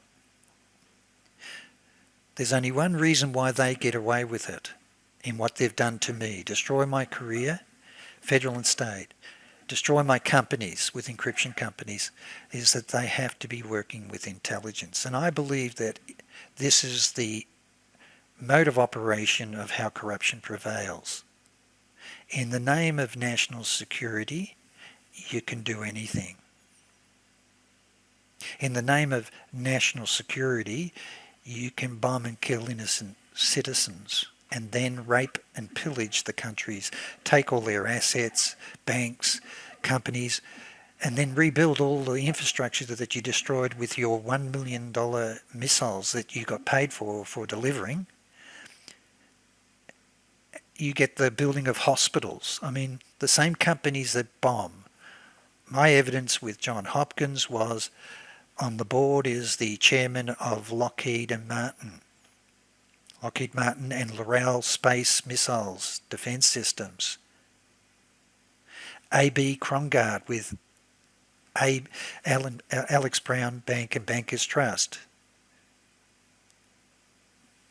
You find that the people involved in declaring the wars have all the business for death of innocent citizens worldwide, infrastructure destroyed, and then move in and take over all the oil wells, all the banks, and then awarded all the reconstruction contracts, all the IT, the building of the hospitals, the setup of the defence systems, the infrastructure. It's the same people, and they're all then on your foreign intelligence boards and then put onto your banks. Jack Shaw, as he was known, declared all this, that it didn't make sense to him. So, let's go back. I've upset the NEOCONS about the PROMIS software. Paul WOLFOWITZ is leading the charge of Richard Pearl, Douglas Faith and Scooter Libby. Let's move on. He's now appointed as the president of the World Bank. What about the spy? Introduced by Gordon Thomas to Christopher Story. Let's have a look at Christopher Story. What was he covering? And it turns out he's covering the same thing that I have been exposing. He was highly credible, intelligence and economic affairs. He was an expert on KGB defector and the perestroika deception.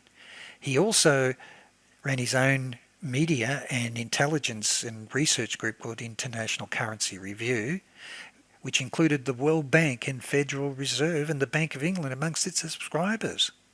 So he's highly credible, but what's he exposing? He also was the economic advisor to Prime Minister Margaret Thatcher. So you have someone with high credibility.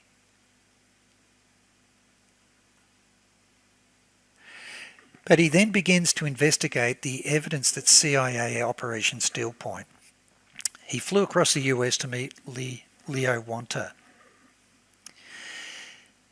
He was tipped up by Gordon Thomas, that the author of Robert Maxwell, Israel Spy, that he should meet with Julian Demchak, a Pentagon spy. At Gordon Thomas's insistence, he did meet. But he also flew across to meet with Leo Wanta and Michael Cottrell. I've interviewed Michael Cottrell extensively. I'll do a whole interview and process of podcast on the evidence of Operation Steel Point, on how real it was in Australia and the damage that it did in Australia, but also the UK, and the evidence overwhelming to the top. It goes all the way to the George Bush Sr. and his family. It was CIA Operation Steel Point, involved secret trillion-dollar money laundering transactions at Citibank and the World Bank. And before Christopher Story died in 2000, he was investigating evidence of Leo Wanta linked to the global security fund set up by Jacob Rothschild. I will do a complete podcast of my definitive legal evidence that Jacob Rothschild and the Rothschild family, banks in London and USA, LF Rothschild, bankrolled Rupert Murdoch's company, Computer Power Group, that had the PROMIS software, and also bankrolled and was an investor in Inslaw Inc.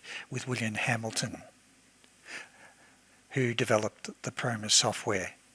And the evidence points is that the PROMIS software was important to the bankers in the club with the NEOCONS, with Henry Kissinger, CIA, NSA, MI6, Mossad. So let's go on. Our spy. Gordon Thomas insisted that Christopher Story meet urgently with Julian Demchak, or Lou Demchak. He's been checked out by MI6, Gordon Thomas insists, and that he works Office of Naval Intelligence operative, and he's interested in all evidence that you've got relating to Mark Dalmert Freeland. Now this part's important. This US ONI operative had been a single response to the editor, so Christopher Story had covered his evidence about Mark Dalmert Freeland. And it's the first time that he's had anyone respond to his articles that he wrote, which were part of the Bush DVD Financial Frauds, which is Operation Steel Point. International Currents Review that he had published in 2003.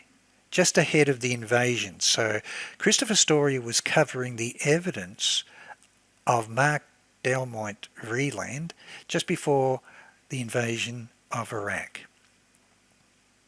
So what was that about? Well, it turns out that Demchak did meet with Christopher Story, and he was interested in the research of Freeland, Dalmert, who worked for the office, and predicted the September 11 attack. Dalmert Freeland was contracted by ONI to recover Russian and Chinese documents to counter the proposed US Star Wars missile defense system, SDI. Dalmert Freeland note, which listed a number of targets such as Sears Tower, World Trade Center, White House, the Pentagon, and the note also said, "Let one happen, stop the rest." Now this is very important. Dalmert Freeland's handwritten notes were previously stored in an evidence locker in prison in Canada on the morning of September 11, 2001. I was actually at the Johns Hopkins Applied Physics Laboratory meeting with the directors of Johns Hopkins Applied Physics Laboratory with Johns Hopkins directors of Johns Hopkins Medicine in June 2001, 3 months before. What this is saying is that Delmart Vreeland had a handwritten note confirming the targets were in a safe or an evidence locker days before the September 11 took place. And he was contracted to the Navy's ONI intelligence group to recover Russian and Chinese documents involving US Star Wars missiles defense system. Spy case in Canadian court suggests that US naval officer had foreknowledge of the 9/11. That was an article written by Michael C. Rupert, who also had written extensively about the PROMIS software. It says categorically that yes, he worked with ONI. He was in Canadian jail since December 6, 2000. On August the 11th or 12th of 2001, the date is uncertain, after trying to verbally alert the Canadian jailers to the coming World Trade Center attacks, he wrote down key information and sealed it in an envelope which then placed in jailers' custody. This event is not disputed by the Canadian authorities. The letter specifically listed a number of targets including Sea Towers, World Trade Center, White House, Pentagon, World Bank, the Canadian Parliament building in Ottawa, and the Royal Bank in Toronto. A chilling sentence follows the list of targets: let one happen, stop the rest. When the envelope was opened on September 14th, it set off alarms in the US and Canada. So this is why Demchak is wanting to meet also with Christopher Story. He's covering and investigating CIA Operation Steel Point with massive fraud of gold bullion, US security notes going all the way to the top. And there's a copy of his handwritten notes. When you do have a look at it, it mentions the World Trade Center attacks, Royal Banks of Toronto, and it's got the words, let one happen, stop the rest. So the corruption goes all the way to the top from this evidence. But the fact was that the Demchak met him in Washington when he had just come back from meeting Leo Wonter and Michael Cottrell to get all the evidence that CIA Operation Steel Point involving trillion-dollar laundering transactions through Citibank and World Bank. Before Christopher Story died in 2010, he was investigating the evidence linking Leo Wonter Operation Steel Point to the global security fund set up by Jacob Rothschild. In a future podcast, I will present definitive evidence that the last sentence there, before Christopher Story died in 2010, he was investigating the evidence of Leo Wonter linked to the global security fund set up by Jacob Rothschilds with Operation Steel Point. I will present definitive evidence that Jacob Rothschilds, who owned Aleph Rothschilds, was the investor originally behind Inslaw Inc. And NM Rothschilds in London were the original investors behind Rupert Murdoch's company Computer Power Group that installed all of the artificial intelligence text retrieval systems that was integrated with Wang Labs into CIA's SAFE software and CIA's SWIFT banking software, and also the STARS database retrieval systems developed for James Baker, US Secretary of State and US Secretary of Treasury. The common link of all PROMIS software being used in Operation Steel Point, all roads lead back to the Rothschilds banks for the movement of all gold bullion and US security notes with the World Bank, IMF and Citibank and Banca Ambrosiana. This is very important when one endeavours to understand the work of Christopher Story when he was trying to expose the fraudulent Ponzi derivative schemes and the use of NSA, CIA, DIA, Pentagon, integrated intelligence for intercepting all communications of all corporations, all governments, all banks, for the movement of stock and also for the movement of currencies. If the average citizen was doing this, they'd be arrested for inside trading, having access to information that the public doesn't have, that allows you to fraudulently capitalize on information which is knowledge, which is power.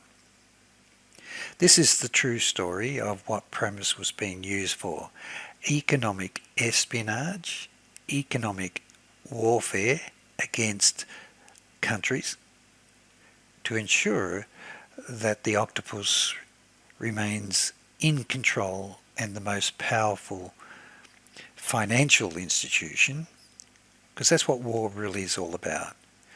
It's about economic power and then the use of military power to conquer and rape countries of their assets, their intellectual property, which is just criminal for an ordinary citizen to be doing that. And this is where we have the dilemma for ethics. If the octopus is under the cover of a garment of national security, it can't be investigated, it cannot be prosecuted, and all records and transactions are sealed in governments and in courts. And so this is how the octopus has been able to rape the world and commit criminal activities in the name of national, and let's go further, international security, which I call I6, the sixth eye. It's a layer of intelligence organization of criminal cartel where our retired spies will be employed to allow the banking cartel to rule the world.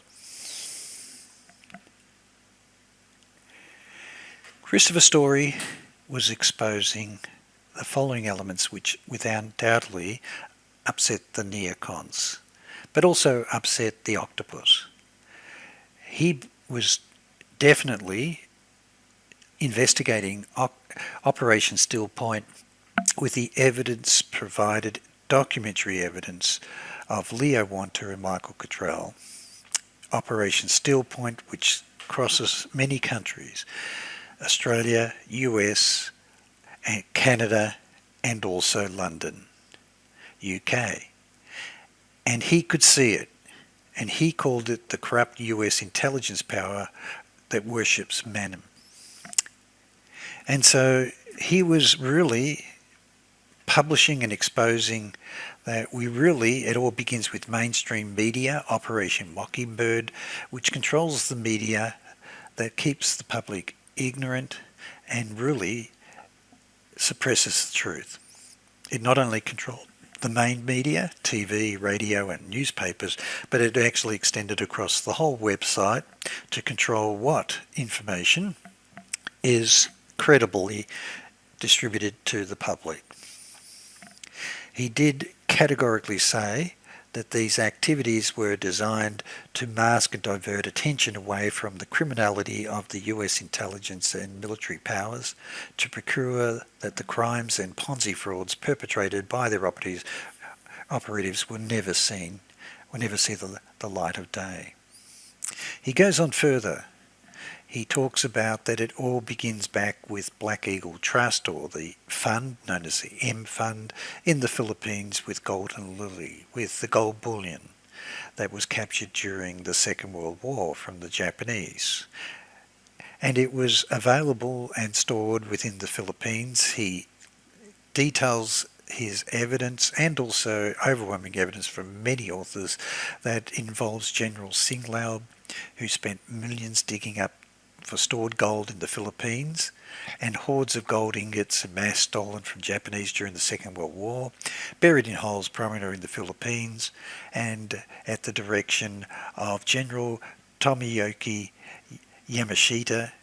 This gold included royal gold exported from the United Kingdom to Asia when the British assumed Hitler might overrun the whole of Europe, including the British Isles.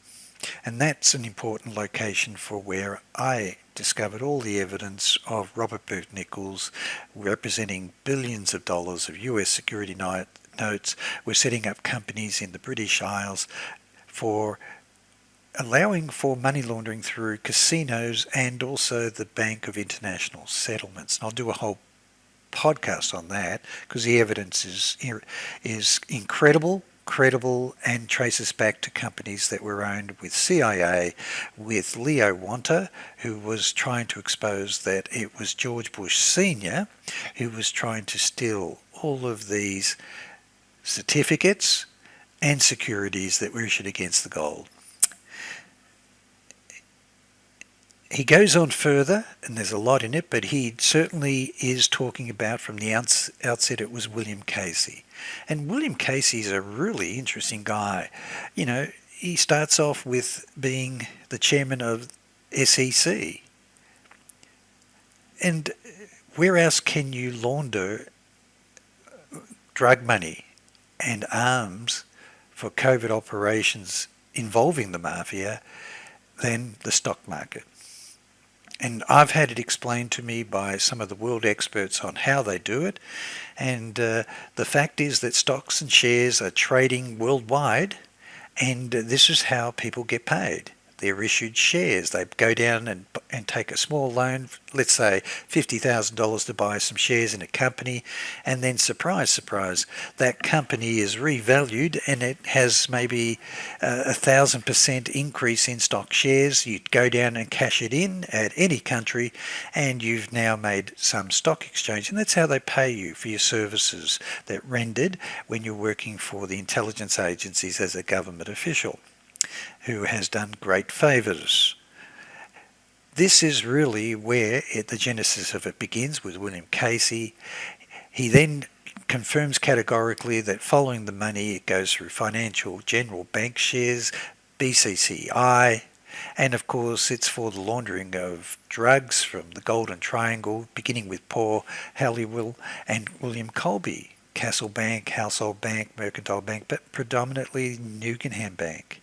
So you will find when I do a podcast that the accountant that set up the Nukenham Bank International in the Caymans is the same accountant that set up BCCI in the Caymans. So it was a continuation of the whole process of Project Eagle, Project Hammer, Operation Steel Point for the laundering of all of the metal certificates and securities that have been moved worldwide to have high guaranteed percentage returns and yields on their investments. It's really a CIA bank. And this is the part that the audience needs to understand, that CIA isn't an intelligence agency, it has its own bank to finance international operations with other agencies worldwide. That's why I called it the Sixth Eye. It has no accountability to Congress or the Senate because it's not using taxpayer funds, it's self-financing through drugs and through arms And this is what they saw was the essential ingredient for success given the Church Committee back in the 70s when they were caught running private assassination teams, taking out political leaders of countries worldwide, and also spying on American citizens. So it goes from the Nugan Bank, Golden Triangle, Frank Nugan with his links with the Mafia, Michael Hand, who was working with Shackley, Secord, and Bernie Houghton back in Vietnam, together with, and this is the key person who blew open the whole thing, and that was General Earl Cockey, Black Eagle Trust, Project Hammer, and also Mark Rich, with his links with oil for food programs, and oil deals with Iran, Iraq, Libya, South Africa. And Project Hammer is now really the key. So have a think about this. The Pentagon Spy, going by the name of Lou Demuck, is actually meeting with Christopher Story on behalf of working for John Shaw, who had a conscience and could see the corruption. I think both of them saw the corruption, and they were investigating what evidence he had that was exposing all the corruption that goes right to the top: CIA, NSA, DIA, and Pentagon. And what caught my attention was Danny Casolaro was travelling down to Martinsburg with 2 envelopes of evidence of high-level fraud involving Pentagon contracts with Hugh aircraft. And here we have whistleblowers talking about high-level corruption in Iraq, with military contracts, with reconstruction contracts, where the NEOCONS, who are running Pentagon, Department of Defense, are supporting the corrupt individuals within the government of Iraq who were former arms dealers, financial representatives of Saddam Hussein, who they told us was evil, and yet they're supporting them and they're securing all of the contracts with alleged bribery that goes to the top. And it cost Dale his life when blowing the whistle. It cost John Shaw, known as Jack Shaw, his career when he was trying to expose the cover-ups in the name of national security, of how the real world really works with drugs, weapons of mass destruction, chemical weapons, nuclear weapons being sold, and I'll touch on that very soon. But Project Hammer, Citibank, 116,000 tons of stolen gold with Marcos in the Philippines, and of course represented by Robert Booth Nichols, Leo Wanta, for stabilizing Kuwait after the Desert Storm, and also stabilizing the currencies, given that there were many third world countries that were going to default on their banking loans from the World Bank and IMF. And so this is all about saving banks by using this corrupt scheme of Project Hammer, insider trading, and fraudulent movement of currencies worldwide using the World Bank. I've always wondered why the people who run the World Bank seem to be former Pentagon people. What would a general of the armed forces know about banking? What would the NEOCON, Paul WOLFOWITZ, know about banking? You know, you're planning wars against countries to take out Saddam Hussein, and next minute you're qualified to run a bank. It's because it's a front. It's a front for the money laundering operation of Project Hammer. And so he also touches on the fact that the key names keep turning up in all of the research, no matter how you look at it, which direction you come from. And remember, my investigation is coming from Australia, little Australia, coming back into the scheme with definitive linkages and evidence that you cannot make up. Adna Khashoggi, Richard Armitage, William Colby, and then the mafia heads, Lucky Luciano, Santos Trifacata, Meyer Lansky. Everywhere you look, it's intelligence, it's defense, and it's mafia. Then we've got the Israeli military and intelligence involved. Of course, Ted Shackley and Oliver North. It's all about Iran-Contra, arms for deals with Iran, and also apparently in the name of national security we're negotiating for the release of hostages, but it's not. It's these people are becoming billionaires, and it triggers cover-ups and deaths of any journalist who investigates it, any whistleblower who is exposing it during Iran-Contra investigations or BCCI investigations. Involves Richard Secord, who's tied again in Australia to the evidence that he was involved with Nugan Bank transactions in Geneva with Ed Wilson. And the evidence seems overwhelming that it's the same people who were tied to Ted Shackley, William Colby, William Casey, General Singlaub, and then Oliver North. And then you come into Bin Mahfouz, and the person blowing the whistle eventually is Leo or Lee Wanta. Paul Wolfowitz is now a key person that's been playing a role in here and is clearly upset by the fact that we're exposing all this, given that he's been appointed as the new president of the World Bank. And then all roads that I follow, if I follow the money, follow the history, I've traced it to George Herbert Walker Bush and Henry Kissinger. Now, I didn't write this. This was the independent investigations of the economic financial advisor to Prime Minister Margaret Thatcher. He's writing economic intelligence and reviews for the World Bank, the Bank of England, who are subscribers. So clearly he knows what he's talking about. But in his last days, what he's homing in on is attracting the attention of Paul Wolfowitz, the NEOCONS, and also the visit of Lou Demchak, who is actually investigating evidence that he has uncovered, which is Operation Steel Point, and also evidence that the authorities and intelligence agencies had been warned in advance of the 9/11 attack on the World Trade Center, Pentagon, and had ignored it. And of course, Bin Mahfouz is one of the key targets who should have been prosecuted and put in jail, but instead can pay hundreds of millions of dollars of fines, and Danny CASOLARO loses his life because he's trying to expose the truth.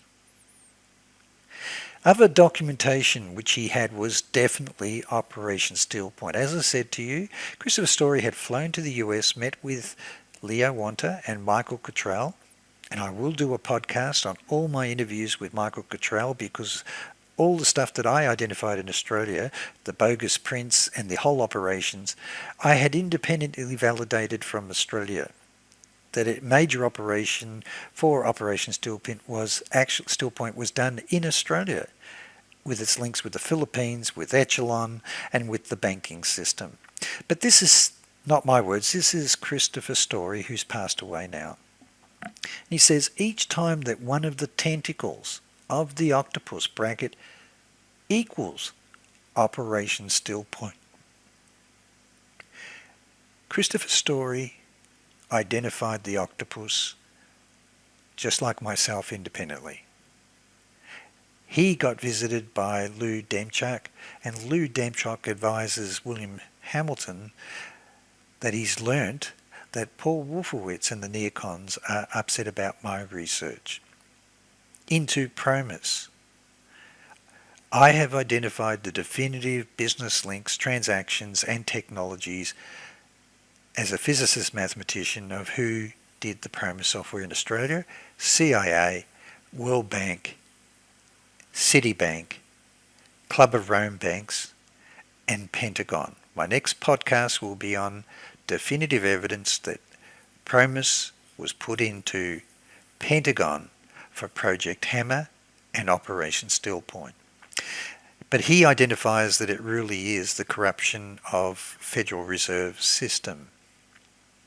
For illicit trading of operations, Securities and Exchange Commission, independently, high credibility, and he identified the same things from UK, and I've identified exactly the same things definitively, independently from Australia. The chance of throwing a dice in 3D, in space, and also 4D with time over 21 years to get all the ducks lining up on my evidence from Australia to match his evidence is highly improbable. You can't make it up. So he was summarising the corruption. The Bush CIA's criminal drug trafficking operations and CIA black money derived from these Ponzi schemes and arms manufacturing, and as well as, and this part's very important because I'll do a podcast on this, but CIA corporations specialising in fraud as front companies.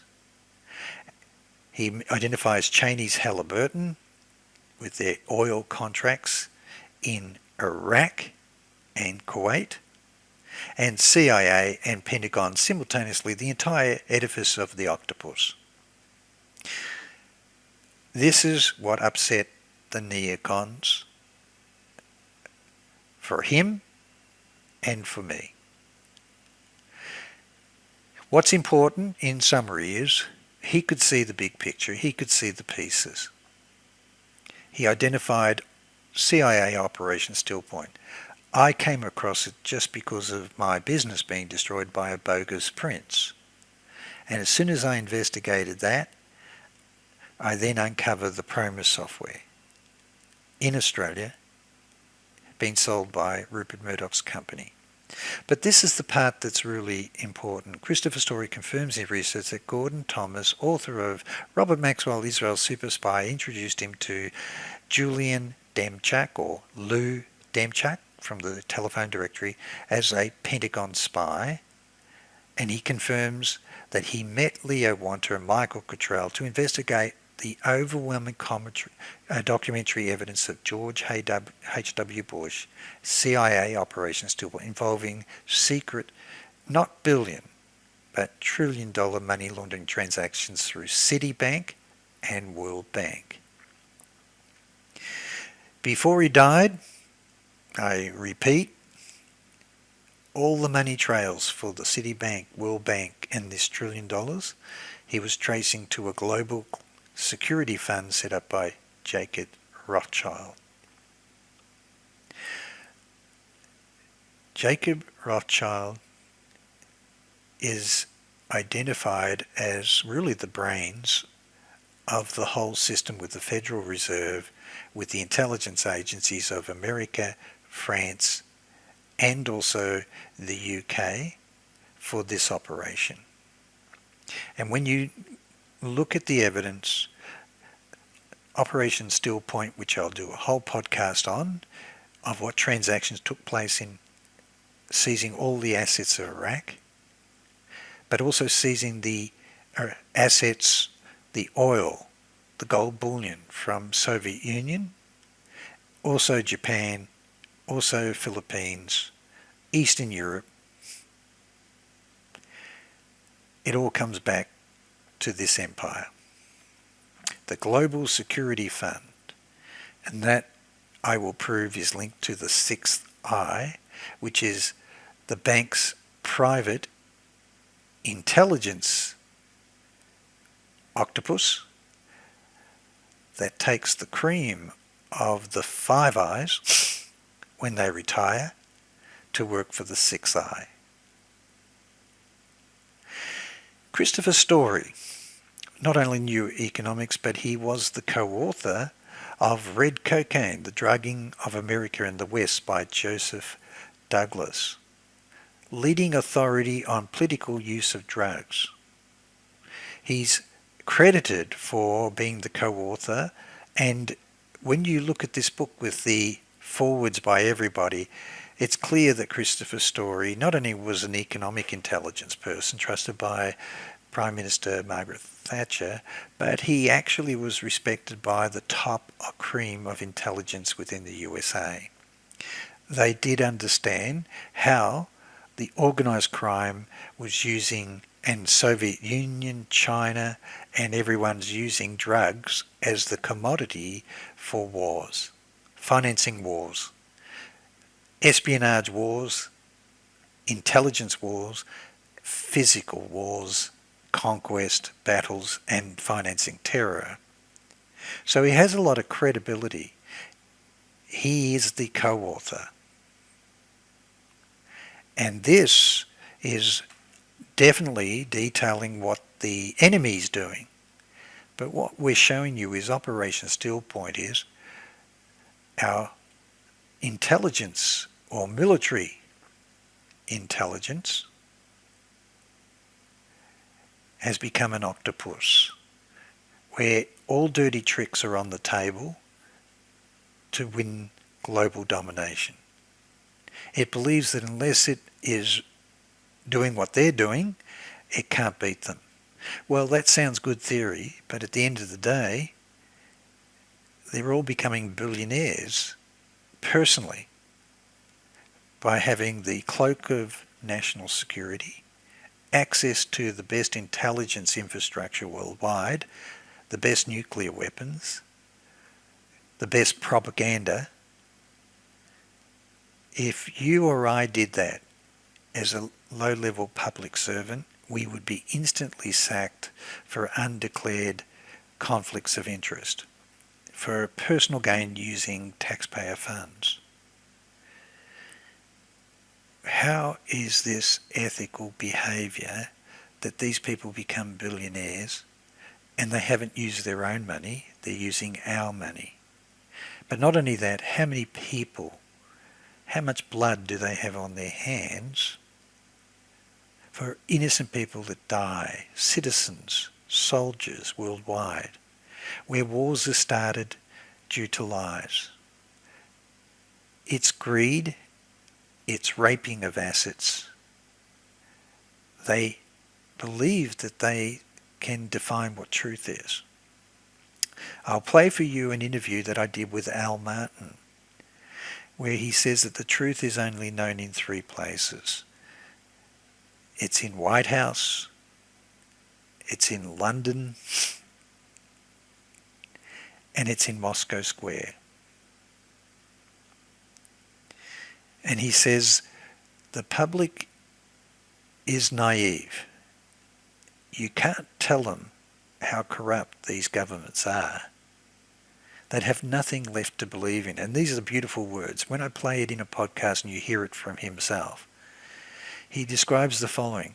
We've already destroyed all of their churches, their institutions. They've got nothing left to believe in. If you tell them how corrupt governments are worldwide, how the world really works, he said they'd have nothing left to believe in. So that's why they get away with it. There's nothing left for anyone. We've destroyed their faith in God, the churches, the institutions, the things that we had grown up to trust. The last thing that you want them to know is that it's just corruption on a scale that you can't imagine. He states quite clearly, and this is the part that caught my attention, all of the intelligence to do with nuclear war,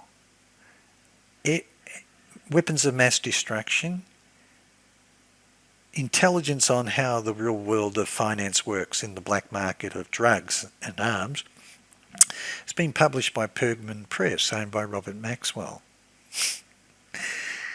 Why the Soviet Union violates arms control treaties, published by Pentagon Spy, owned by Maxwell. Superpowers and strategic war determination, published by Pentagon Spy, owned by Robert Maxwell. When I research all of the people who are working in Australia, I'll do a podcast on it. It's the international exchange program for technologies to do with Star Wars, to do with the fusion projects of NASA, NSA, CIA, DIA for Echelon. It turns out that the person chairing it is the president of Pentagon Press. That's not by coincidence. We also had Senator Tower appointed as the US president of Pentagon Press International. So Robert Maxwell's role in intelligence and PROMIS was second to none, with the backing as being the Israel super spy. So Christopher Story is talking about US war financed by state within a state, the secret state, using exotic financing techniques which are fraudulent, known as CIA Operation Steel Point. And he says this: ordinary Americans do not yet begin to understand that the wars in which America is engaged are financed by exotic, off-balance sheet trading operations involving the Department of Defense, the National Security Agency, Central Intelligence Agency, Defense Intelligence Agency, White House, Federal Reserve, NATO in Brussels, and other parties with access to Federal Reserves, the Federal Open Market Committee facilities. He clearly, with an expertise in economics as the key advisor to Prime Minister Margaret Thatcher, could see how the octopus works. He also says other related scams spring to mind. For instance, an estimated $15 billion was stolen from the former US administration of the coalition provisional government in Iraq. Hence what I've been talking about with Dale Stoley being assassinated after blowing the whistle. Or Jack Shaw being sacked 2 days after Stoley is assassinated, and is embroiled in allegations that he's corrupt, and there's an FBI investigation, yet he is the person that is responsible for following the money trails of the money laundering and the weapons being sold illegally by Pentagon to Saddam Hussein with CIA arms dealers, including Arab dealers, including Ishbam Barghouti working with Richard Secord and Wackenhut, including Carlos Cardone with cluster bombs, including chemical weapons from Ishbam Barghouti, and nuclear triggers involving companies such as Matrix with the son, Mark Thatcher, of Prime Minister. I will demonstrate to you the definitive evidence of Operation Steel Point in another podcast, which will show that the money trail led to the raids on the Iraqi bank, the Rafidane Bank. And this is what Christopher Story had exposed as well. I found it through Operation Steel Point, but he found it independently through Operation Steel Point.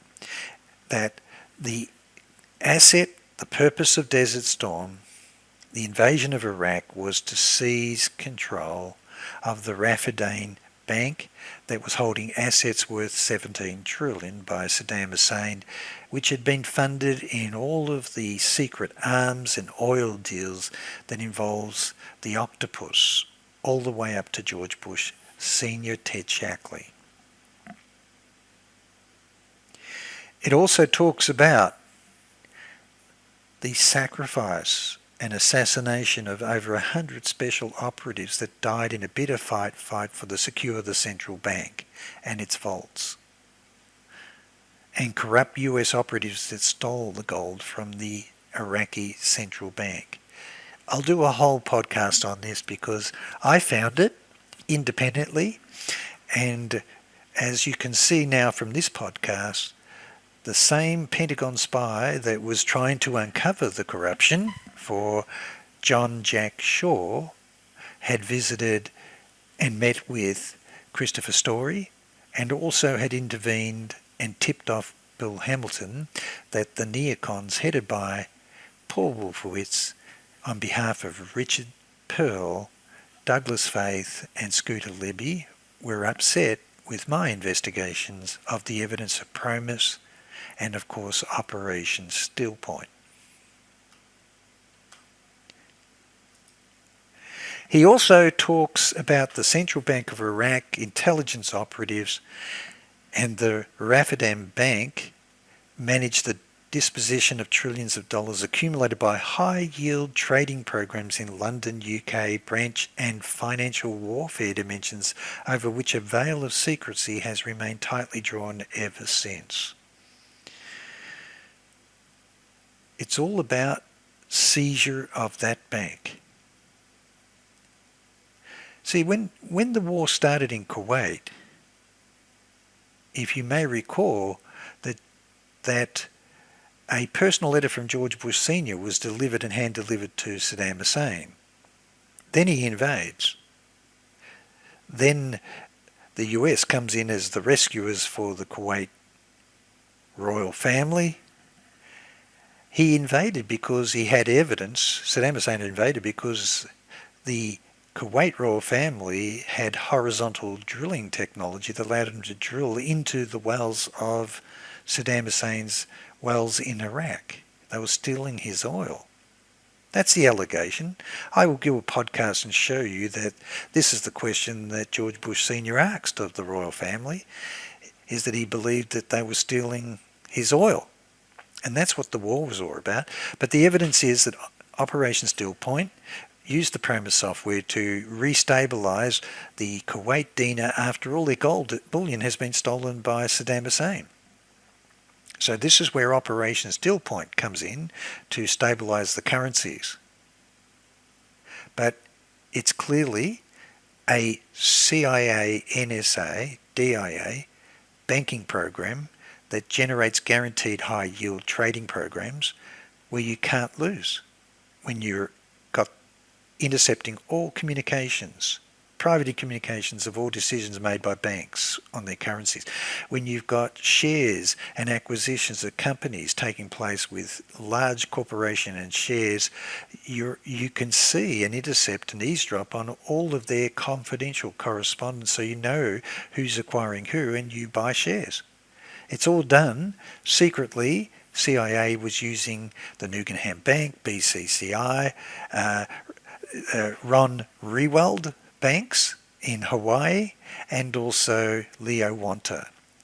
The intelligence was fed to them so that at arm's length it looks like they're doing it, but they're making these trades on behalf of CIA, DIA and NSA to make trillions.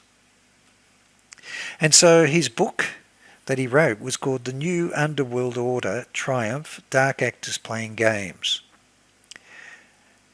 It's not fantasy. It's actually, he can see the big picture. But this is what he says in his book. Hence, for instance, and what insight? Paul Wolfowitz, a former US Deputy Secretary of Defense who presided over the furious attack on Iraq, will accordingly have been the perfect candidate to become the president of the World Bank, which runs a massive front operation projecting itself as a global welfare agency.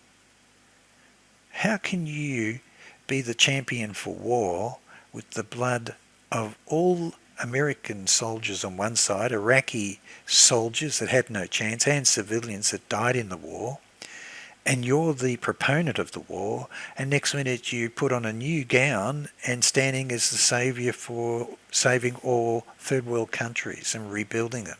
And he says that. Behind the scenes, the World Bank handles intergovernmental payments and manages a parallel financial universe of colossal proportions, about which the general public is generally ignorant.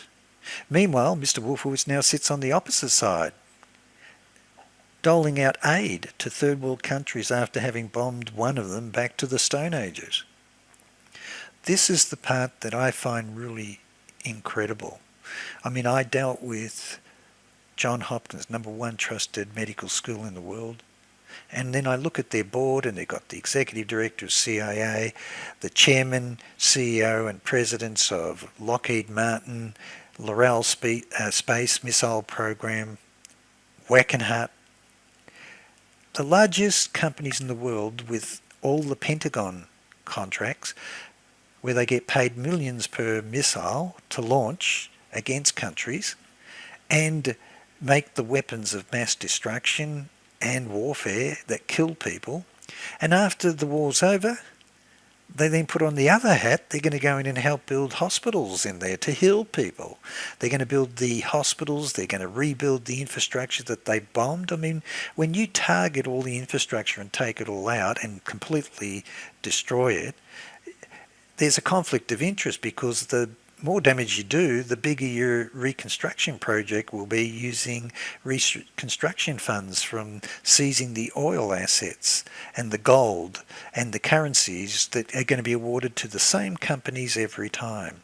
When you look at the book of economic espionage or economic assassination, okay, of NSA, World Bank, it's a conflict of interest that the same company that did all the destruction and death is the same one that's getting all the construction contracts, reconstruction contracts in these countries.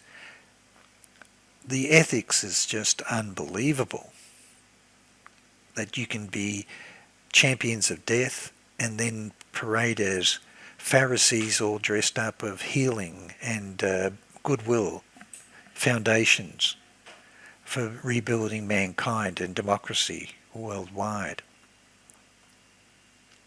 So we now do the full circle.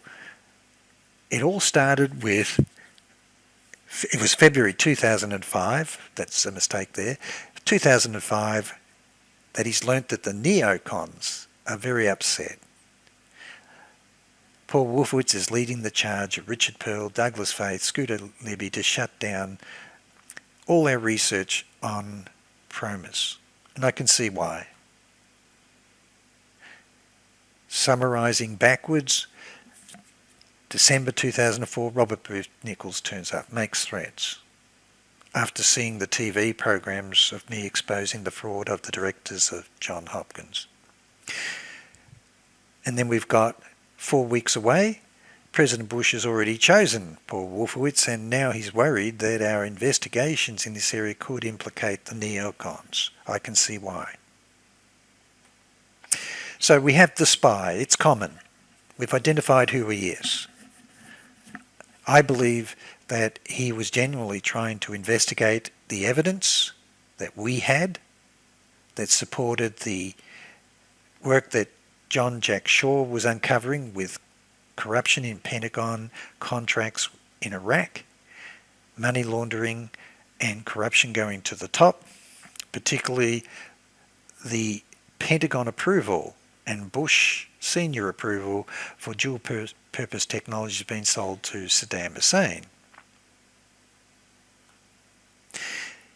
So, what else was I doing that is parallel to Operation Steel Point and the PROMIS? And this is the part that confirms that I think John Jack Shaw was actually a good guy. He was exposing the corruption, and I believe that during his investigations, my investigations, police investigations, TV programs that are taking place, communications with Bill Hamilton in the US was being intercepted by intelligence, and it must have passed over his desk. And I'll tell you why. He would have learnt about the CIA Operation Steel Point. He would have known the investigation that Krista Story is doing, and hence that's why Julius or Lou Julius Demchak had approached Christopher Story. Also, had warned Bill Hamilton that my research is now upsetting the neocons. So I think the neocons were the ones shutting down all the investigations and exposures of corruption within Pentagon and the contracts in Iraq, leading to the assassination of a whistleblower who used to work with Jonathan Pollard in a Kent's PROMIS. But this is really the reason. Bogus prints, confirmation that it's CIA Operation Still Point from Australia, independent of Christopher Story. Leo Wanta, meeting with Christopher Story, is providing all this evidence, and this is the Bank of South Pacific using the bogus prints. There's the bogus prints. There's his Bank of South Pacific. Leo Wanta's stationed on behalf of Reagan, and George Bush is located in the office of Ferdinand Marcos for moving his gold bullion through Project Hammer and Operation Still Point, with the World Bank, with Citibank, with the Rothschilds banks. These are the letters. They were written in 1998 to President Clinton, Albert Gore, Alan Greenspan, Federal Reserve, Robert Rubin, Secretary of Treasury, who ends up on Citibank, and also the Office of the President and National Security, Honourable Samuel Berger. Clearly, it's talking about billions,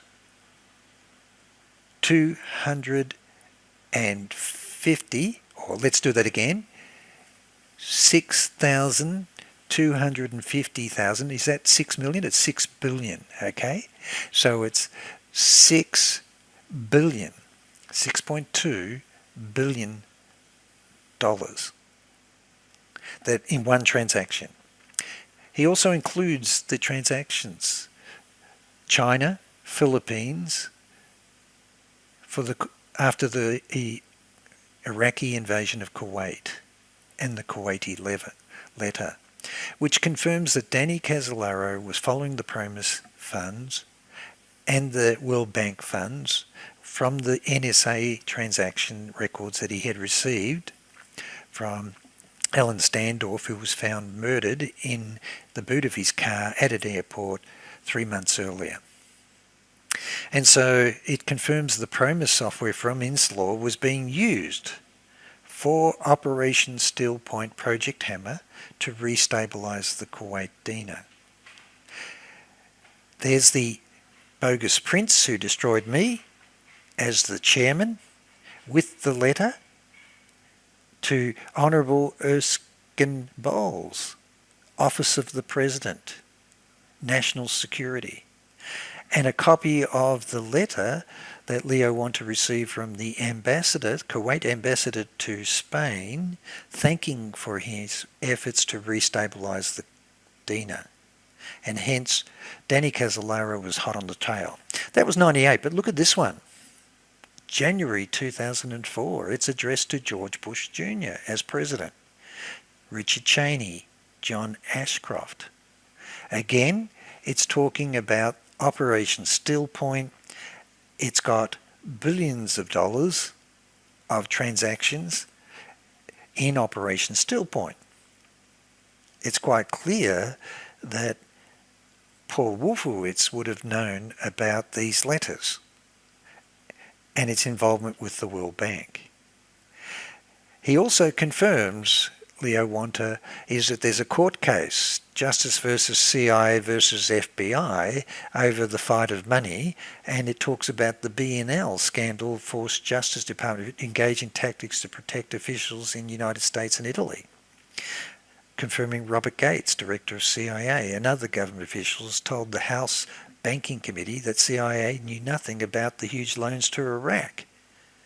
Isn't it interesting that Paul Wolfowitz is leading the charge for war on Iraq, and then we've got all of the high-level officials involved in major transactions and seizures of banks in Italy and also Iraq.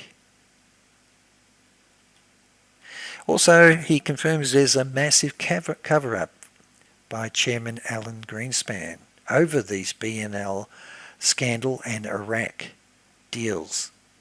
Remember, this involves Kissinger and Associates, BCCI, BNL, arms deals. As you can see, it says here that Iraq's Saddam Hussein made demands upon Kuwait, claiming Kuwait was really part of Iraq and that Kuwait's oil wells were taking oil from under Iraq.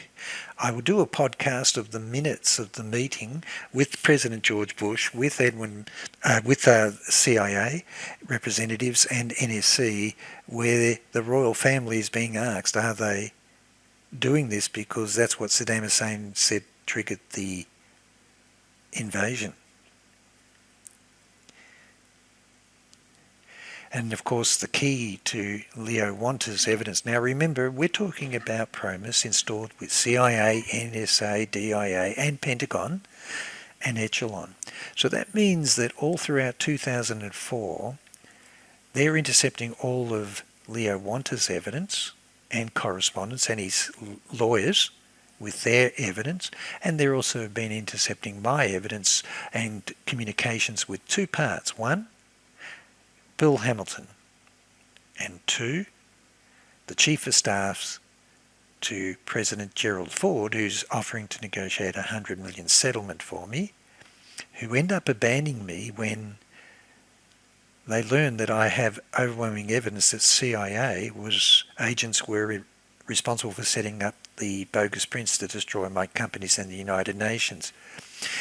The last statement that they said to me before abandoning me and disappearing completely was, would I be willing to have a secure line established at my house and be prepared to present my evidence that CIA was involved with the bogus prints, destroying my programs with the federal government of Australia and United Nations? And I said yes, more than happy to.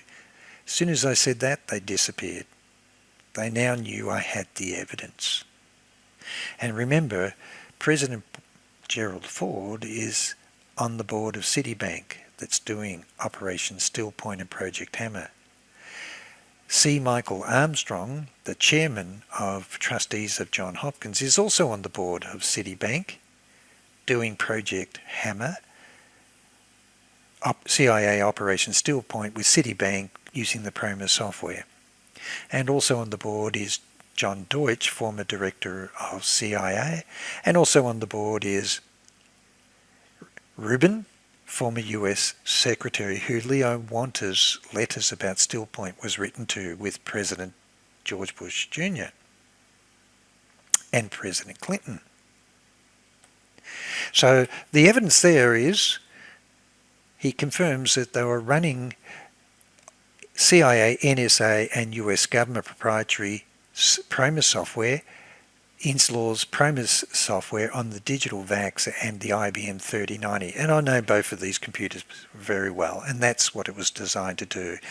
It is their secret, high-yield, interception guarantee programming of movement of SWIFT funds and monitoring espionage and warfare, but also guaranteeing secret transfers of currencies worldwide. So, he also declares that his chairman, H.E. Hao Kwong Kok, were involved in the financial derivatives, and he says in his book that it was George Bush Sr. who arranged to have him killed in order to try and seize all of the gold bullion that Operation Still Point was holding in trust after bankrupting the Soviet Union. Large letters there, no doubt. PROMIS software, Inslaw, VAX computers, IBM 3090. I've already proven that that architecture was installed for CIA, DIA, for CIA SAFE, and also accessible to Pentagon for integrated intelligence for tracking money laundering, terrorists, but also SWIFT banking. And so, in his book here, Wanta described the companies, American China, Global Management Group. He's dealing directly with Bill Casey.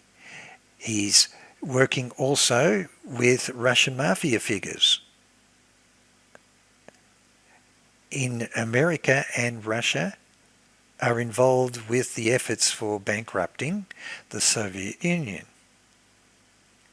There's the letters of the companies, Operation Still Point, again integrated with all the banking authorities, communications with presidents, transfers of 500 billion. They're the small numbers, involves China, Japan, Philippines, Soviet Union, American banks, Canadian banks, World Bank, Citibank, Rothschild's banks. So overwhelming evidence of the company structures. I've got the incorporation documents of all these companies in America, Philippines, Singapore, and also the UK, and I've tracked it, that it's linked to Robert Booth Nichols, who came out to threaten me.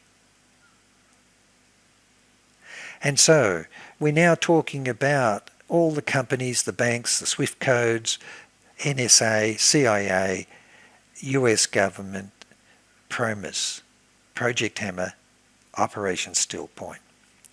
And so with this communications going across to world leaders implicating George Bush Jr. is aware of it, and he's appointing Paul Wolfowitz to become the next president of the World Bank.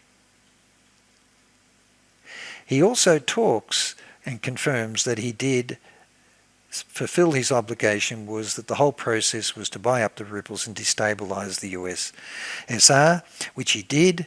And of course, John Jack Shaw with Pentagon and with Department of Defense, and also with the Office of Naval Intelligence, monitoring all trade of technologies, weapons, and finance with Iraq, with the Middle East, with Russia, would have been aware of this operation.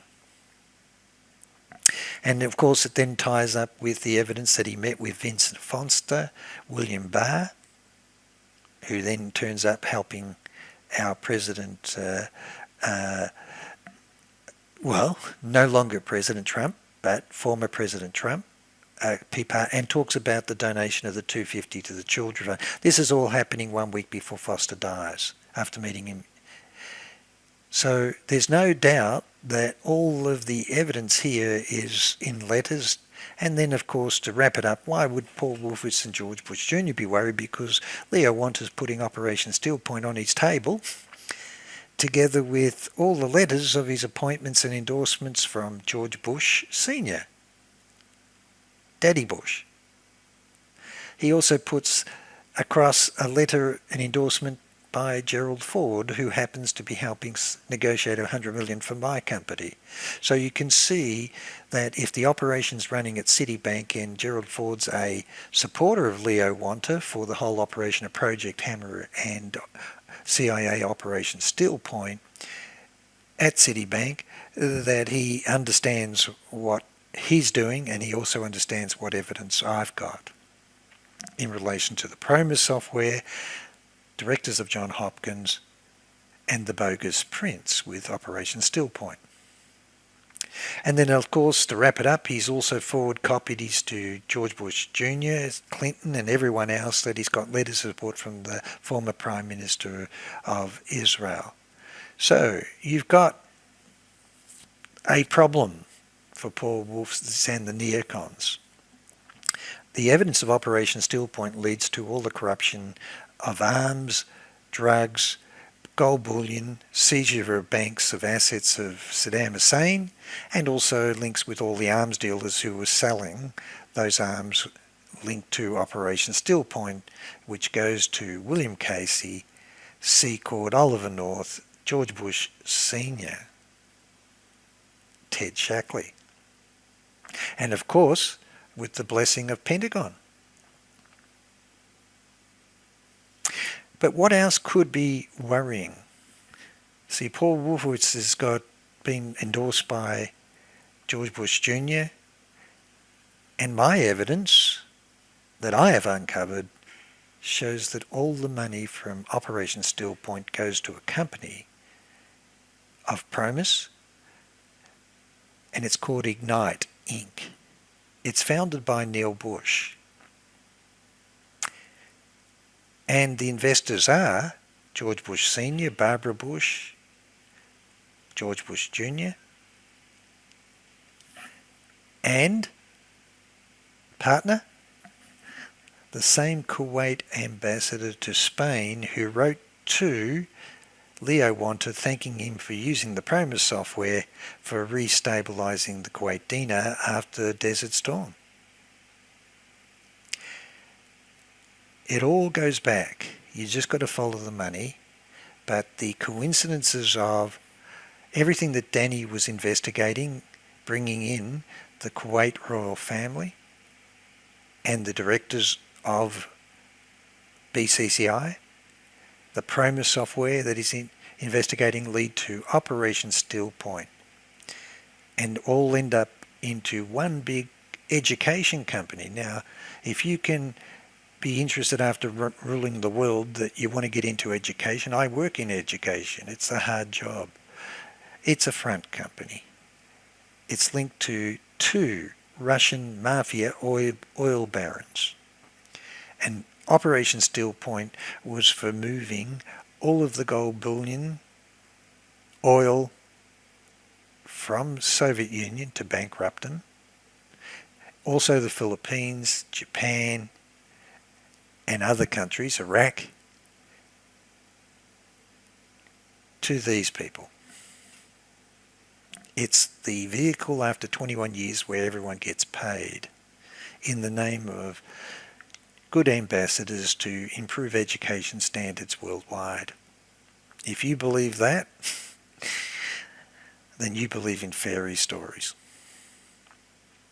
And so, to summarise, that man that owns the company with Neil Bush, with the Bush family, all involved, is this guy thanking Leo Wanta for restabilising the Kuwait dinar after Saddam Hussein accuses them of stealing their oil using horizontal drilling technologies, because Saddam Hussein came in and stole all their gold bullion. And then the next war of America is you take all the gold bullion and assets of Iraq and capture the Iraq bank. And so we have a definitive link of a money trail operation, and it sort of looks embarrassing to Paul Wolfowitz and NEOCONS who know about this, because it involves Israel prime ministers, presidents of the United States, Mossad, CIA, and it's all about financing wars and drugs and illegal arms. And so let's wrap up. Danny CASOLARO was on the trail of the octopus, and he was going to Martinsburg to bring back the head. He was following the money trail of BCCI and the PROMIS transactions. He knew that the evidence was leading to an octopus that was high-level corruption, all the way to the top. And so that's the only explanation that while Danny's down in Martinsburg, his new girlfriend of 4 weeks is mysteriously invited to stay with this Crown Prince, Prime Minister of Kuwait, at the Watergate Hotel for the whole week that Danny's away. And that ensures that Danny isn't taking his girlfriend or coming back to see her. She's out of the way, and they had planned to kill him. But he works with President Reagan, President Bush, and James Baker. He also is working with Ted Shackley with his companies in Kuwait, and also the ambassadors and the PROMIS software, arms, drugs, containers of heroin coming back to New York for the Gambino Mafia. That's what Danny was investigating. You could see the octopus it was in everything. And so there's the picture of the Crown Prince and Prime Minister of Kuwait entertaining Danny CASOLARO's girlfriend. What do you reckon the chances of that are? Picture of thanking Daddy Bush for all his services after Gulf War And there's the picture of the reconstruction and the finance deals that have been arranged in Kuwait for the reconstruction with James Baker. The same guy is linked to all the presidents. The Kuwait royal family financed all the Iran-Contra, BCCI checks, the death, in all of the actions taking place, but also the drugs coming out of Kuwait to the New York with Ted Shackley's CIA octopus and George Bush Sr. Last thing that Danny was doing is you talking extensively weeks and weeks before he died, days leading up to his death, with Chuck Hayes. I have the court cases where Chuck Hayes testifies that he was a CIA asset. He was on the payroll of CIA as an asset. He was helping Danny understand what Project Hammer was for CIA NSA at Citibank. He told Danny consistently that it uses the PROMIS Swift banking software. This is what Danny was chasing in the last days, and all the evidence he had was showing that the octopus was in everything. October Surprise, Iran-Contra, Nugan Bank, BCCI, and Project Hammer. And octopus, the big picture, was CIA Operation Still Point. So while his girlfriend is being entertained by the Crown Prince and Prime Minister of Kuwait for a week at Watergate, Danny had gone down to Martinsburg with a briefcase full of the BCCI checks, the transactions, 2 folders of corruption, evidence of corruption of Pentagon contracts, and also all of his evidence following the PROMIS trail. And we are led to believe that he went down there because he was depressed. He slashes one wrist 11 times, reaches across to slash the other one, with the intention of committing suicide. That's what he had gone to Martinsburg to do. He needed a razor blade and he needed a shoelace.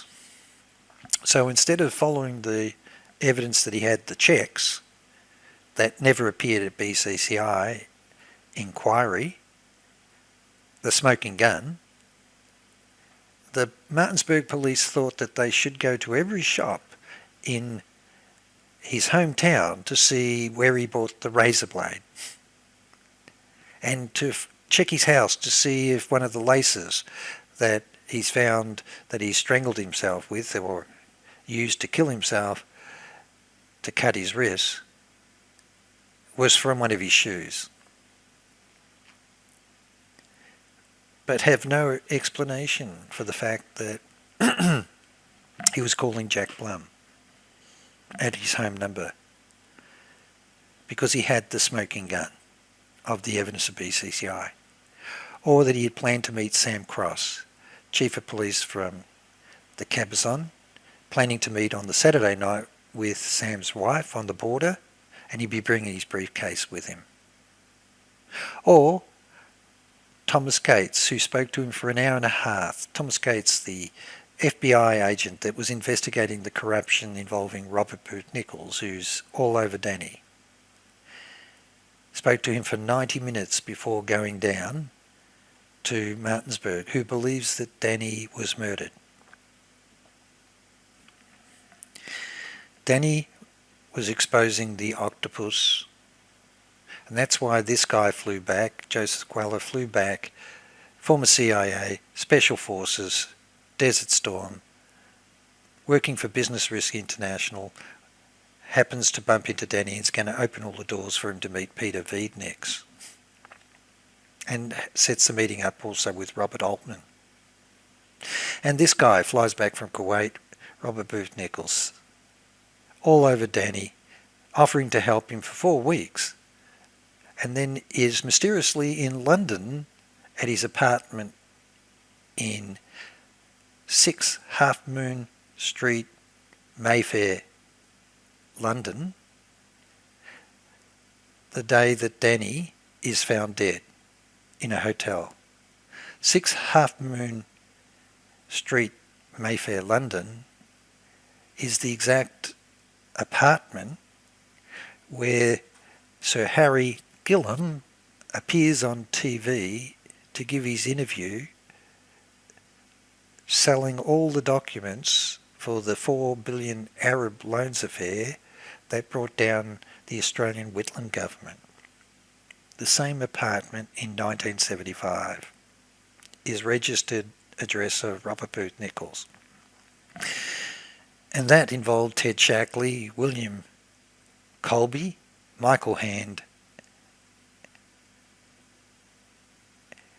to bring down the Whitlam government. And that's what Danny was going to expose in one of his books. He knew that Robert Booth Nichols was intimately involved in the dismissal with Frank Colucci, Ted Shackley, William Colby, Michael Hand to set up the Whitlam government in a major scandal, and the documents and the interviews for selling those documents to all the papers in London and Australia was done at 6 Half Moon Street, where Robert Booth Nichols happens to be on the day that Danny is murdered. So this is the story of a Pentagon spy, the same spy, meeting with Christopher Story and advising William Colby that my research into PROMIS software is upsetting the NEOCONS, and that Paul WOLFOWITZ has taken the lead on behalf of Richard Pearl, Douglas Faith, Scooter Libby, to shut down my research in Australia. Weeks after, Robert Booth Nichols has already appeared to make threats against my life. So there you go. It's an interesting story, but could there be more? John Jack Shaw. Let me show you that John Jack Shaw was a good guy. He understood corruption, and he probably knew the following. I found in his resume that he was the CEO of American Overseas Clinics in 2002-2003, and the beginning of January 2004, his company had a joint venture with Johns Hopkins Health Systems for the Middle East. That was my partner in Australia. I believe that the Pentagon spy who worked for him had been tipped off and had knew about the fact that I had lawsuits in the federal police against Johns Hopkins, the same people he's suing. He's suing them over their contracts with his company. Isn't that an amazing coincidence? That I was destroyed when Bogus Prince, Operation Steel Point, plus also again in 2001 when they tried to destroy me with my encryption businesses contracts over in Geneva. And here is the former Assistant Secretary, Department of Defense, working for 4 presidents, being accused of fraud, investigation by FBI, and he also had legal action against the same partner that I had. I thought that this was an interesting case, and I found it. There's his court case. It's dated January 2004, and the lawyers that he's fighting are Piper and Rudnick. They're the same lawyers that my lawyers are fighting with. It's the same law firm that in 2004 the TV documentary cameras are over at Johns Hopkins requesting confirmation from Piper and Rudnick about evidence that Johns Hopkins, the Johns Hopkins Health System, Johns Hopkins Medicine, Johns Hopkins Applied Physics had defrauded my companies and investors and the Australian governments. So, is it possible that this is also a common link between myself and Paul WOLFOWITZ? And the answer is yes. He was the former dean of Johns Hopkins SAS, the Strategic Institute. So he is a dean. He would have been there when I was dealing. I was flying backwards and forwards to Johns Hopkins from 1997 right through to 2001. So he would have known from Echelon everything that I'm doing, which includes investigation at PROMIS, communications with Will Hamilton, my lawyers, federal police, and exposure of the directors of Johns Hopkins. I've got a feeling that Jack Shaw knew too, because he's got legal proceedings against them, and mine's appearing on TV, live, before Julius Demchuk appears after the TV programs, 8 weeks later. So I've got a feeling that this is not a coincidence. I think that there's a lot in this, because who am I suing? And remember, Johns Hopkins is his link, and watch my previous podcast on Johns Hopkins links with the architect of Echelon, who was involved in modifying the PROMIS software with Hadron Inc., with the Johns Hopkins Applied Physics Laboratory for the fire control systems for the Trident nuclear submarines, as testified to Michael. So remember, Michael is writing, Recon Shooter is writing to me from prison in letters. So they would have been intercepting those. They also would have been intercepting all my telephone calls and email correspondence with Bill Hamilton. And I know that because Robert Booth Nichols appears and he's verbatim rephrasing intelligence that had nothing to do with the TV program. It was my communications about PROMIS to Bill Hamilton. So they were intercepting Bill's communications with me and my communications with the Chief of Staff, 2 of them, and company of President Ford, who was on the board of Citibank with C. Michael Armstrong, the chairman and trustee of Johns Hopkins. So, recap, here's the final part, icing on the cake. These 2 programs are relayed in November 24th, following week. Robert Booth Nichols turns up, but this is what it says on TV. Johns Hopkins has been refusing to speak to Dateline, referring all inquiries to Piper and Rudnick, same company who's defending the lawsuit by Jack Shaw. And the evidence was Johns Hopkins was soliciting money from the Australian governments in late 1990s, Minister for Health, Honourable Michael Woolridge, and correspondence through to the Prime Minister of Australia. Also, this is the part that's important.